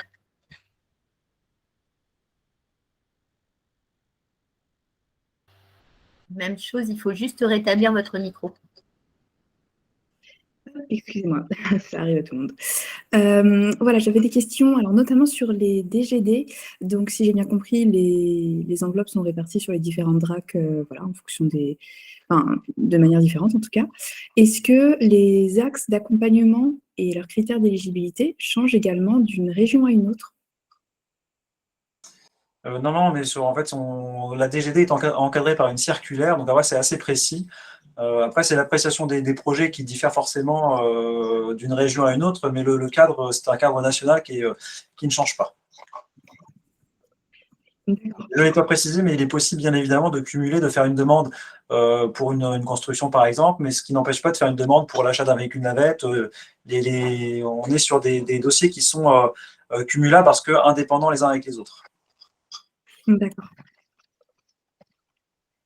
J'avais notamment une petite question concernant le financement d'une acquisition de véhicules. Est-ce qu'il y a des critères par rapport à ces véhicules-là? Par exemple, est-ce qu'il faut des véhicules électriques? Enfin, voilà, ce genre de choses. On n'a pas aujourd'hui de critères formalisés, mais on y travaille. On va faire une proposition au préfet de région bientôt. On souhaite, nous, en tout cas, voilà, dans la dynamique de transition écologique, développement durable, de pouvoir apporter un bonus financier sur des véhicules électriques ou hybrides. Donc après, ce n'est pas encore officialisé, mais on va en faire la proposition. De toute façon, ça risque de se cadrer comme ça un jour ou l'autre, puisque la feuille de route ministérielle, elle est de toute façon pour tous les secteurs, et notamment la culture, de travailler à la transition écologique. Donc, de toute façon, oui, ça sera, même si à ce stade, ce n'est pas inscrit dans la circulaire, etc., mais voilà, tout le monde travaillant sur cette question, dans les années à venir, ça risque d'être le cas. Donc, effectivement, on le prend déjà en compte maintenant. D'accord. J'avoue que effectivement, moi, je suis plutôt sur la région Pays de la Loire et effectivement, on a déjà un projet qui est en cours et la DRAC Pays de la Loire nous a déjà orienté vers l'achat de véhicules verts, sans quoi le projet ne serait pas éligible en fait. Voilà, c'est là où parfois il peut y avoir des variations selon les territoires, comme vous posiez la question, effectivement. Après, ça dépend des directives de la DRAC en général, etc. Donc, mais le cadre global est fixé par la circulaire pour ce qui concerne la DGD. Après, ce qui peut varier, c'est les taux. Parce qu'en fait, les taux, comme ce sont les crédits du ministère de l'Intérieur, ça peut varier selon les préfectures. Si le préfet souhaite donner un bonus à tel ou tel projet, après, voilà, c'est le préfet est souverain en la matière, donc ce qui peut expliquer certaines différences de taux d'une région à une autre. D'accord. J'avais également, en ce qui concernait les DGD, vous avez précisé qu'elles étaient également certains projets qui peuvent être éligibles à la DGD à condition de s'inscrire dans un projet un peu plus conséquent. J'ai notamment l'exemple d'une médiathèque en tête où il y avait une première demande d'aide qui avait été faite, par exemple, pour refaire la peinture à l'intérieur du bâtiment, qui n'a pu être éligible que parce que la médiathèque faisait un réaménagement avec un renouvellement de mobilier, qui justement était également financé par la DRAC. Est-ce qu'il y a d'autres types de projets comme ça qui peuvent se faire que s'ils s'inscrivent dans un projet plus grand? Je suis désolée, c'est un exemple un peu chevelu. Oui, alors, normalement, vous retrouvez ça dans la circulaire, chaque contexte. Mais effectivement, on ne peut pas financer de la peinture uniquement des murs, ça c'est pas possible. C'était en Normandie, ça? L'exemple que vous citiez? Non, Pays de la Loire également. D'accord. Après, c'est d'où l'intérêt de monter le dossier dès le départ avec nous, en fait, c'est parce que très vite, on va vous dire en fonction de tous l'ensemble du projet et les détails, qu'est-ce qui va pouvoir être mis ou pas dans le dossier, et s'il faut modifier quelque chose ou non, peut-être. Parfois, ça va être d'ajouter quelque chose, d'enrichir, enfin, de le concevoir autrement, etc. Donc après, c'est voilà, il faut qu'on voit à chaque fois. Et peut-être par rapport à la question, Edith, Ouais. je ne sais pas si vous D'accord, m'entendez. excusez-moi, je n'ai peut-être pas le bon recul par rapport à ce projet. Je ne sais pas si vous m'entendez. Oui, on t'entend. Oui, on t'entend. Oui, en fait, juste pour préciser par rapport à la question, en fait, la DGD n'aide pas les travaux d'investissement, on va dire, qui sont des travaux de gestion courante. C'est-à-dire qu'en fait, si c'est de la peinture seule, ce type de travaux, effectivement, n'est pas éligible. Après, effectivement, quand on parle de construction, il y a forcément de la peinture. Donc là, effectivement, c'est éligible, puisqu'on aide l'ensemble du projet. Mais je ne sais pas si ça répond à votre question.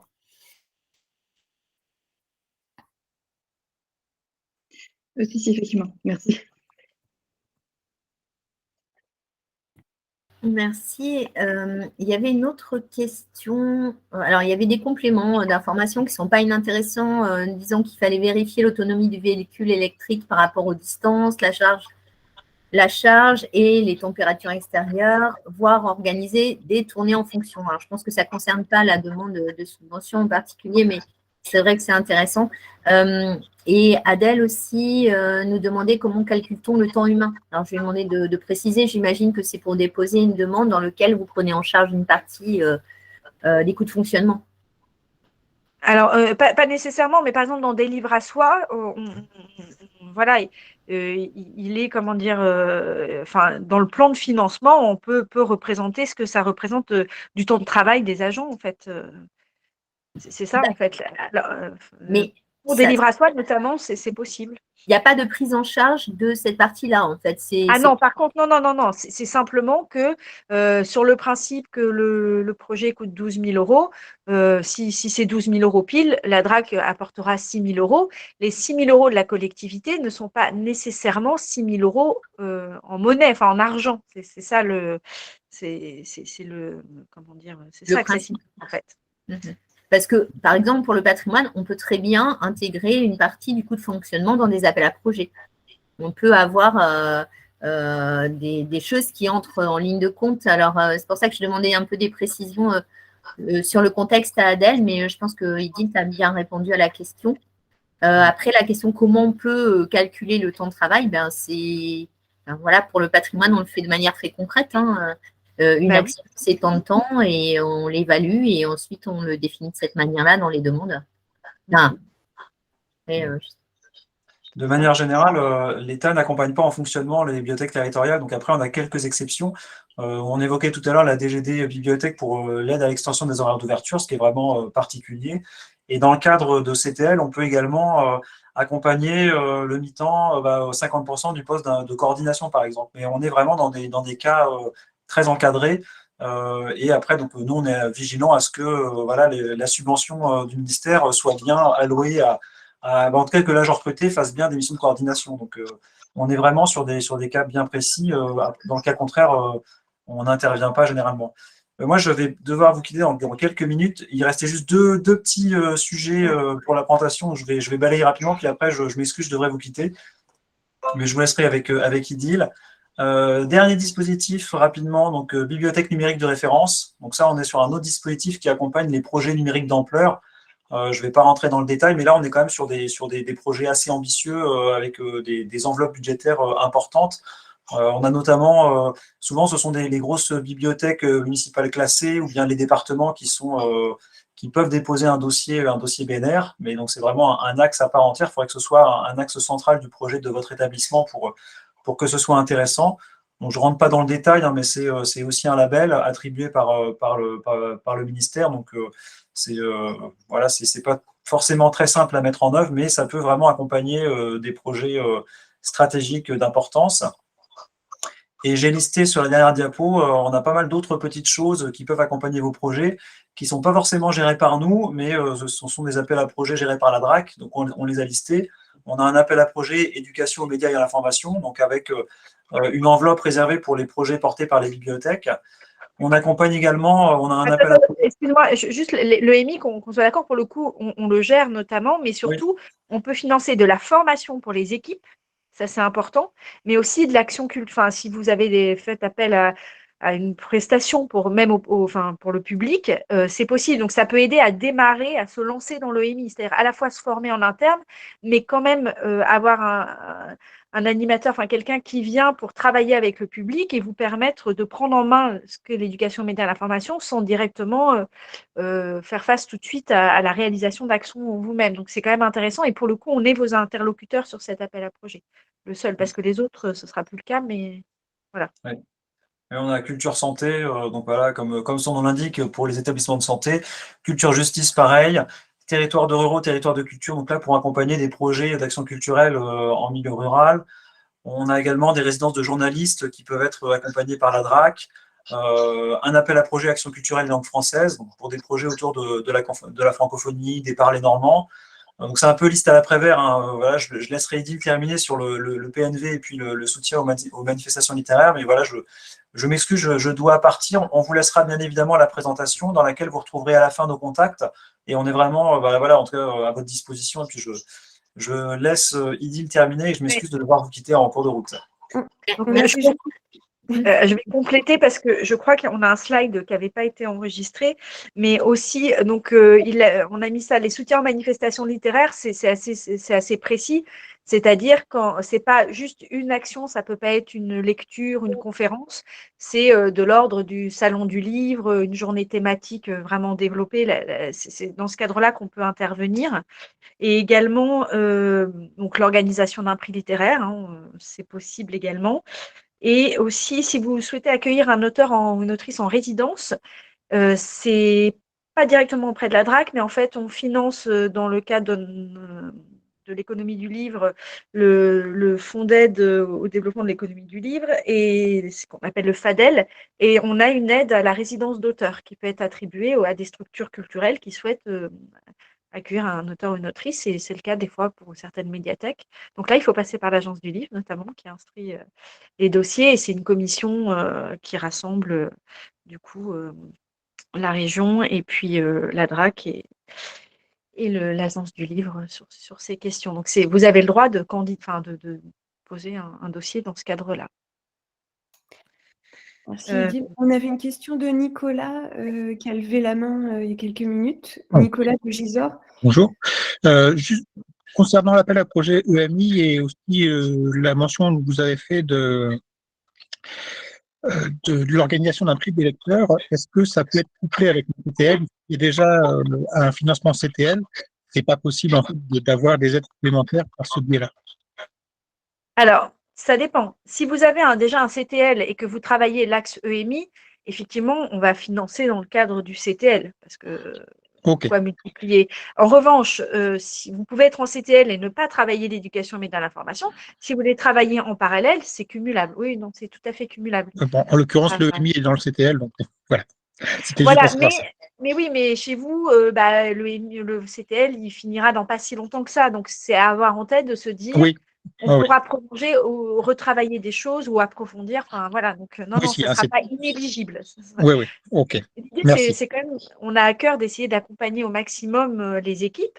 Et tout ne se fait pas en 1 an, en 2 ans, enfin on le sait bien. Donc c'est pour ça, là, vous avez un paysage des différents leviers que vous pouvez activer.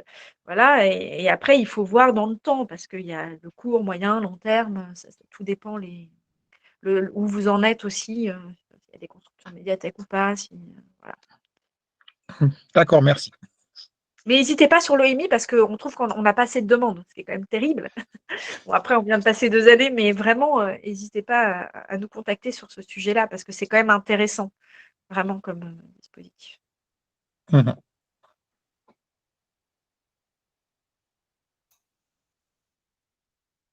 D'ailleurs, juste j'en profite, Alexandra et Agnès, c'est début février, l'université de Rouen, elle va mettre en place 2 jours dédiés à l'éducation aux médias de l'information et aux bibliothèques. Alors on n'a pas d'invitation encore, mais je pense que l'Agence du livre vous fera le relais. C'est le Oui. 2 et 3 février. Oui, c'est ça, c'est le 2 et 3 février à Rouen et on va faire le relais dans la prochaine newsletter bibliothèque de Voilà. l'agence. Mais c'est intéressant, il y aura 2 jours dédiés vraiment spécifiquement pour les bibliothécaires et aussi les enseignants. Je crois qu'ils disaient, ces 2 jours. Je ne sais pas si tu veux compléter un peu ce que vous avez dit tout à l'heure avec Benjamin. La question sur le calcul du temps de travail, elle était, est-ce qu'il y a un mode de calcul est-ce qu'il y a des règles à respecter? Pour moi, il n'y en a pas, mais bon, je préfère que ce soit toi qui… Non, alors à ce stade, non, on n'a pas de modèle, de règles, mais c'est une idée, effectivement, peut-être de un peu se mettre autour de la table et de voir, mais non, à ce stade, il n'y a pas de modèle. Mais j'ai envie de dire, voilà, c'est combien il y a d'agents sur alors si c'est le projet des livres à soi, voilà, il y a d'agents, le temps de travail que ça représente, et voilà, en calculant voilà le coût moyen d'une heure pour un agent, pour tel agent, pour l'agent en question qui travaille sur la question, multiplié par le nombre d'heures. Enfin, voilà, c'est un calcul global. Enfin, voilà, se dire ça représente tant de temps de travail d'un agent ou de 2 agents, ce projet-là, et donc un coût moyen de temps. Après, le coût, il est de toute façon uniquement calculable par rapport au salaire, au Propre volume à de chaque. salaire. Oui. Mais j'ai envie d'ajouter, parce que nous, on en fait pas mal sur le patrimoine, c'est pour ça que je me permets du coup d'ajouter des petits éléments. C'est qu'en fait, nous, ce qu'on fait apparaître aussi, c'est les charges supplémentaires. Si par exemple, vous prenez quelqu'un en CDD, alors je crois qu'en collectivité aussi, vous avez l'obligation des 15% de salaire brut à la fin de la mission, si elle dure 3 mois ou 6 mois. Mais ça, c'est des choses qu'il ne faut surtout pas oublier. Si vous leur donnez des avantages aussi, aux salariés, par exemple des tickets restaurants, s'il y a des déplacements particuliers, en fait, tout ça est à ajouter parce que ça remplit, enfin, ça, Ouais, alors là, ouais, mais ça compte. oui, mais bon, pour des livres à soi, c'est pas le cas en général, puisque c'est, enfin, mais bon. Après, de toute façon, encore une fois, on monte les dossiers ensemble. Donc, c'est là que les échanges se font en fonction du cas particulier, parce que voilà, enfin, on a régulièrement finalement des cas particuliers. Donc, Idil, est-ce que tu voulais ajouter quelque chose à ta présentation ou on peut prendre d'autres questions crois qu'on a fait à peu près le tour normalement de tout ce qu'on peut. Et oui, alors on aide aussi parfois aux commémorations. Bon, alors c'est dans un cadre assez spécifique, mais vous voyez par exemple lors des commémorations Flaubert sur le territoire, on a pu dégager parce que on a en charge aussi cet aspect-là dans notre service des commémorations. Donc voilà, si vous devez travailler, vous pouvez nous contacter. Après, tout dépend aussi des budgets qu'on a, etc. chaque année, mais c'est pas impossible, on va dire. Et on a réussi à le faire dans le cadre de Flaubert parce qu'on avait anticipé et qu'on avait du coup réussi à obtenir des budgets spécifiquement pour ça.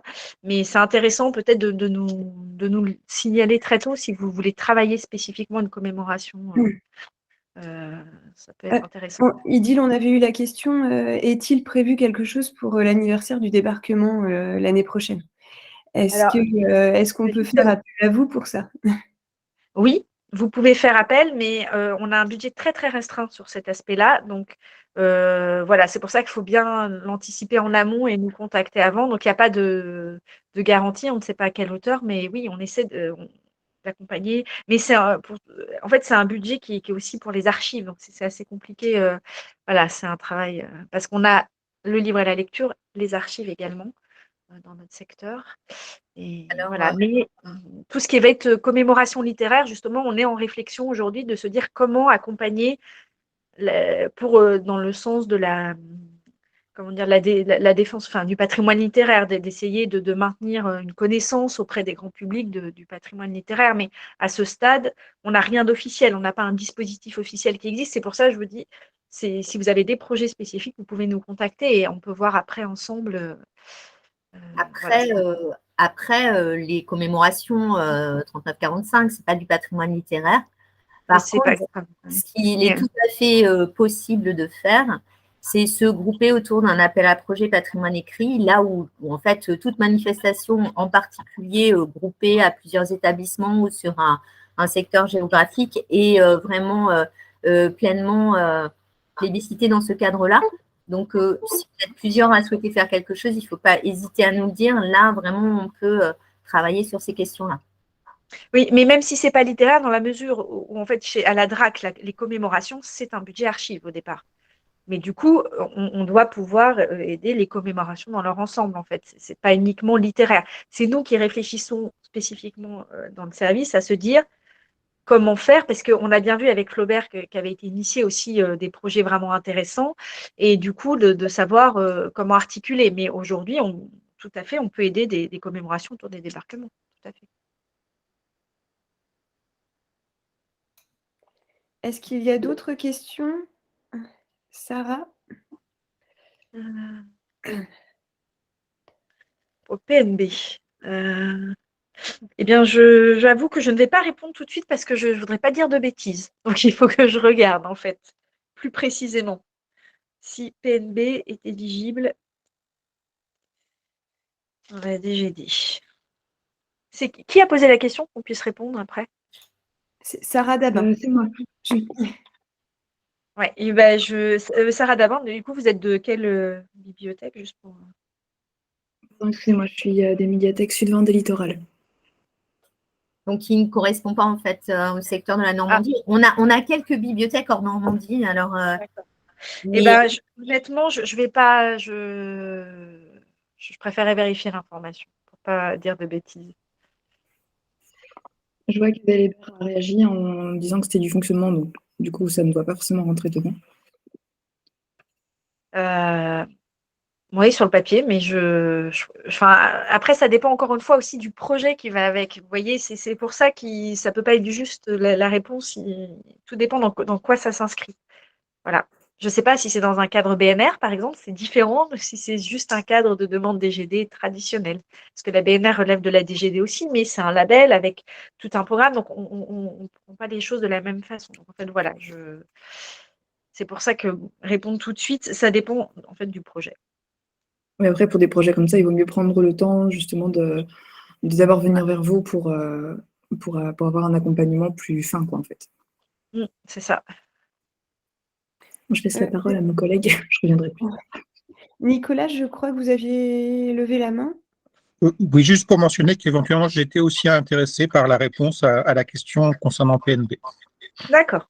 Bon, on va refaire la recherche et puis. Idil nous transmettra la réponse et on le mettra en ligne avec le reste. On va faire un petit récapitulatif de tout ça. Alors, pour ceux qui pourraient être intéressés, on a une commission patrimoine qui aura lieu le 13 janvier à Bayeux. Alors, je sais que ce sera en présentiel, où justement, on va évoquer toutes ces questions qu'Idil et Benjamin nous ont présentées, mais dans le domaine du patrimoine écrit. Donc, ça peut aussi intéresser d'autres d'entre vous. Il n'y a pas de raison. Est-ce qu'il y a d'autres questions? Nous avons fixé la fin du webinaire pour 16 h, donc il nous reste un tout petit peu de temps. Sarah. J'ai plein de questions. Je m'arrête.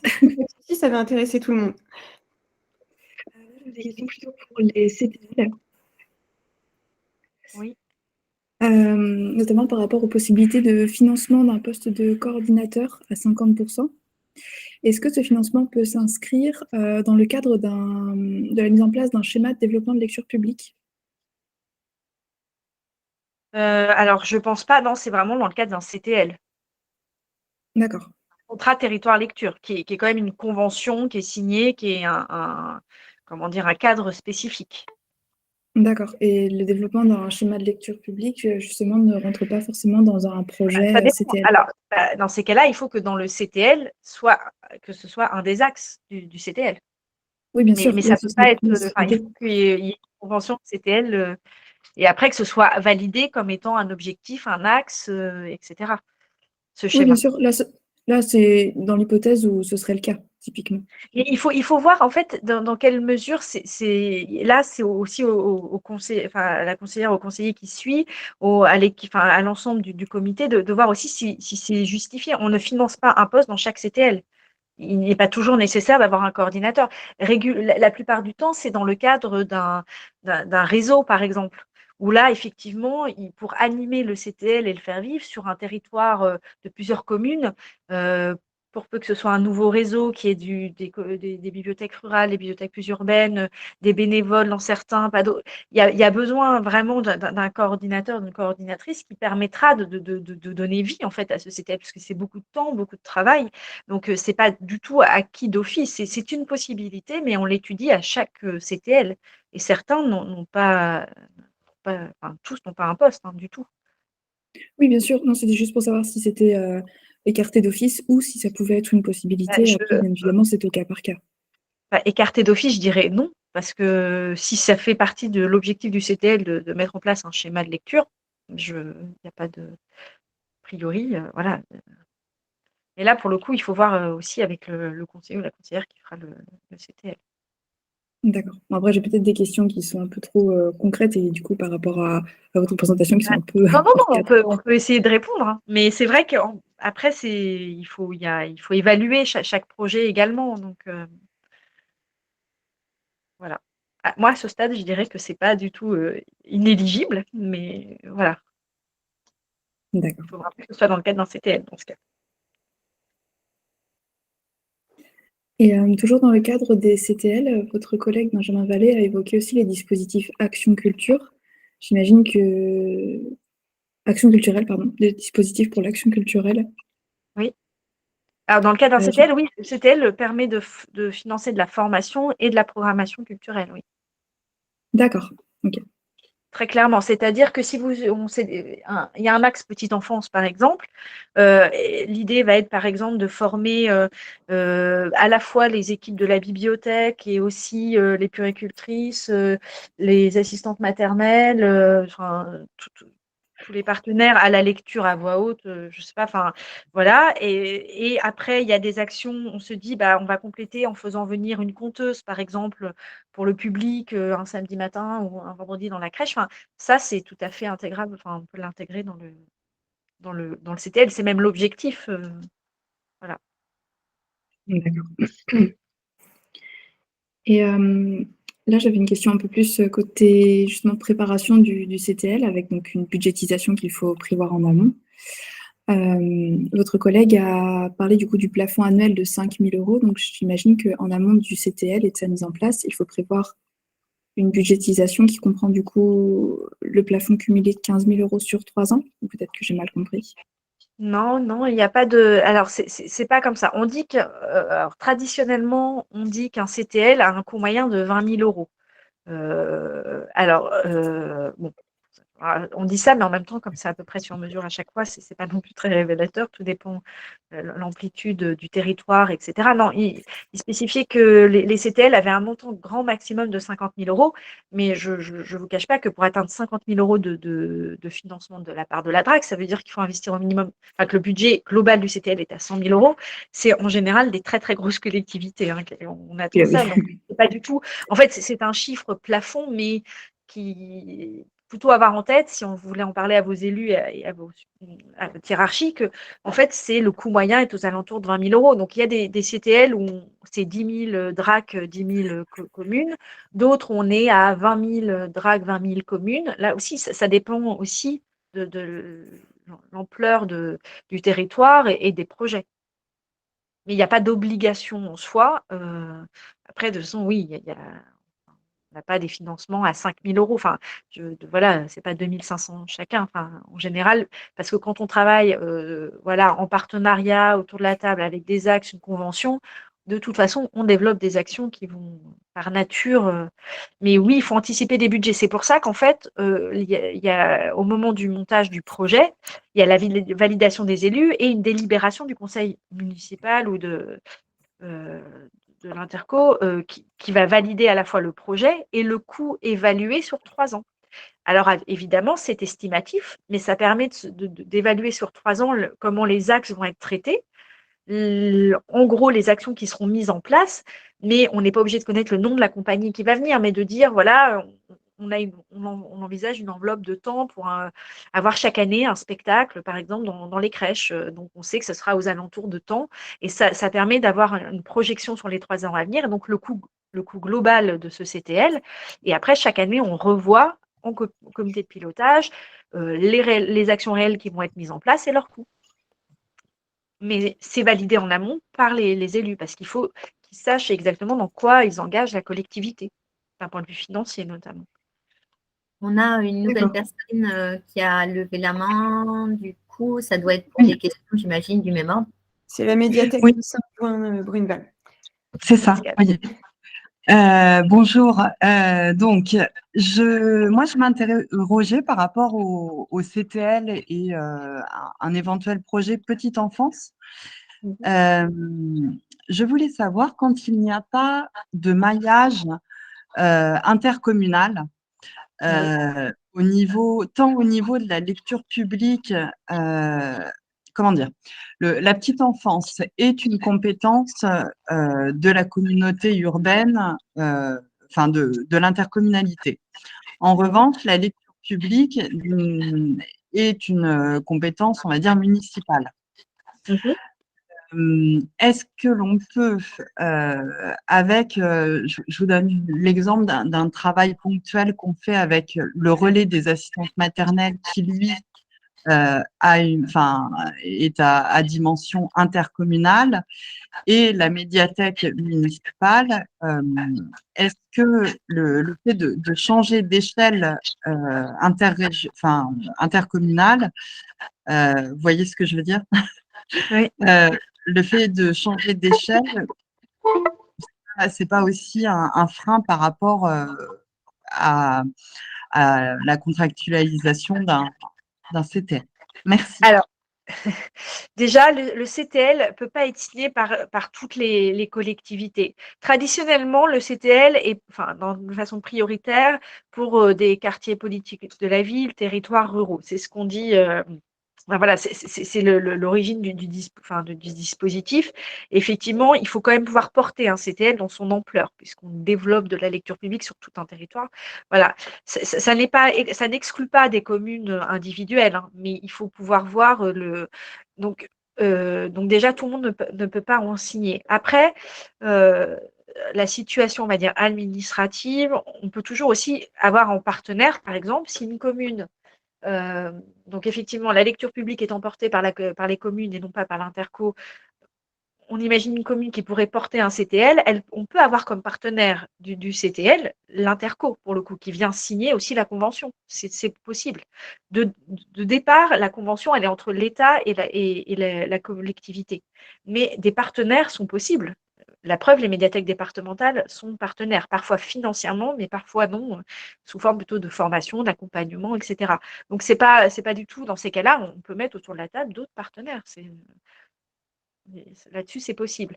Après, si par exemple, vous travaillez la petite enfance, spécifiquement plus chez vous, moi, je vous parlerai plus d'un label première page, par exemple. C'est ce que je disais tout à l'heure. C'est-à-dire que la petite enfance, quand on n'a pas la possibilité de faire un CTL, on peut essayer de travailler ça avec le label première page, qui vous apporte un financement, une reconnaissance, un label, qui peut avoir plusieurs partenaires aussi dans ce label, au contraire.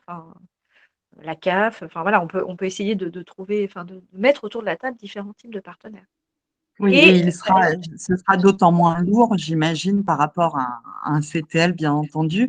Et oui, parce qu'on ne peut pas faire un CTL que sur la petite enfance, en fait. C'est ça et voilà, c'est pour ça l'ampleur du travail et des choses à mener. Et juste, effectivement, de toute façon, tous ces projets qui sont transversaux, l'intérêt, c'est de le travailler de façon transversale. Donc, vous voyez, on finance de la formation dans le cadre du label Première Page. On ne finance pas la formation uniquement pour les bibliothécaires ou au contraire, la pertinence, ça va être d'arriver à former aussi les autres partenaires et professionnels pour que chacun déjà crée du lien et puis aussi un même niveau de connaissance, un même message délivré dans les actions menées par les uns et les autres ou en commun. Mais c'est ça qui fera avancer les choses. Enfin, donc, voilà. Et Si pardon, la le temps de travail, enfin le taux de travail, il est pris en compte également sur le label Alors, je ne Première crois Page? pas. Non, en fait, c'est parce que vous voulez des livres à soi, c'est spécifiquement mis en place au départ par Montreuil, en fait, et c'est en ça que historiquement, je ne sais pas à quel moment les DRAC ont commencé à le financer, parce que c'était avant que je prenne mon poste. Mais si vous voulez, je crois que c'était un peu propre à ce dispositif de par son historique. Donc, voilà. Il y a une autre question, en fait, une personne qui demande si l'audit préalable au CTL, tu sais, pour la mise en place, Oui. est-ce qu'il est financé et comment? Est-ce que c'est dans son Alors, ou par ailleurs? tout à fait. Le diagnostic culturel du territoire, auquel on peut ajouter aussi un diagnostic temporel du territoire si on veut travailler ses horaires d'ouverture, hein, c'est pas, on peut mettre les deux, effectivement, est financé comme le CTL à 50%. Ce que nous, on conseille, c'est de faire une année dédiée au diagnostic, qui sera donc financée à 50%, une préfiguration, où on aura donc le diagnostic, avec le temps de réaliser ce diagnostic, de le restituer et de l'analyser et d'élaborer les axes qui nous permettront d'élaborer la convention, etc. pour voilà, une première année de préfiguration. Et après, de débuter en janvier, on essaie de suivre le calendrier administratif et budgétaire, ce qui est beaucoup plus simple pour tout le monde quand on peut le faire comme ça, de commencer l'année 1 du CTL de janvier à décembre et ainsi de suite. Comme ça, on n'est pas à cheval sur différents budgets, ce qui complexifie toujours tout. Voilà, donc le conseil, c'est vraiment de, si possible, de faire le diagnostic sur le premier semestre avec une restitution à la fin du premier semestre pour pouvoir travailler vers l'automne les axes, etc. et être prêt en janvier à mettre en œuvre la première année du CTL. Voilà.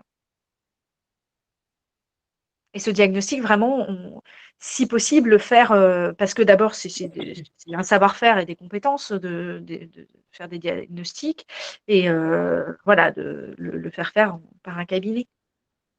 Oui, mais c'est toujours faisable. Du coup, tu n'entres pas dans la première année du CTL, en fait. C'est une aide de la DRAC qui est apportée préalablement à la signature d'un CTL.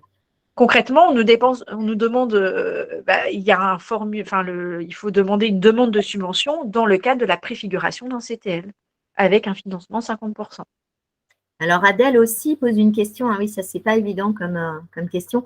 On nous demande souvent des exemples de dossiers de CTL. Est-ce que la DRAC Normandie publie certains dossiers sur son site? J'ai l'impression que non, peut-être pour éviter les copier-coller infructueux. Moi, je pense que c'est ça la raison, mais pas que. Parce que chaque Oui, alors après, si c'est le modèle de convention, bon, en fait, de toute façon, on le travaille ensemble, la convention. Donc, après, elles se ressemblent plus ou moins. Mais c'est vrai que nous, on ne donne pas de modèle en soi au départ. Il n'y en a pas en ligne. Après, en général, les bibliothèques qui se lancent contactent d'autres bibliothèques et obtiennent de toute façon des modèles. Mais voilà. Après, on peut tout à fait dire ce qu'il doit y avoir dans la convention, hein, ce qui doit y paraître, etc. Mais c'est assez formel, en fait. Hein. Le conseil, de toute façon, c'est quand même que vous vous adressiez à vos conseillers livres respectifs parce que c'est dans cet échange-là que vous allez pouvoir ajouter ou modifier les choses. Même si c'est 3 ans avant. Des fois, on a des structures et on a l'idée d'eux et puis on donne et puis c'est que 3 ans plus tard que les choses se font, mais au moins on a échangé. Et donc toujours, j'insiste de mettre en copie les assistants administratifs Jean-Michel Desbois et RL, parce que effectivement, on est beaucoup en déplacement, on n'a pas toujours le temps et les premiers contacts se font plutôt par eux en général. Donc c'est important de les mettre en copie de toute façon parce que ça permet plus de réactivité et du coup vos projets, de tout de suite mieux prendre forme, ou être informé de la façon dont les choses vont se passer. Merci beaucoup, Idil. Eh bien, nous allons clore ce webinaire. Merci pour tous ces échanges. Merci à nos intervenants et à la participation de tout le monde. Donc, le webinaire a été enregistré et sera disponible, je pense, la semaine prochaine sur le site de Normandie Livre et Lecture. Nous allons aussi synthétiser tous les échanges qui ont eu lieu via le chat et mettre les supports d'intervention des intervenants. Voilà, merci à tous. Merci à Idil Botois, Edith Girard et Benjamin Vallée. Et bonne fin de semaine à tous. Au revoir. Au revoir.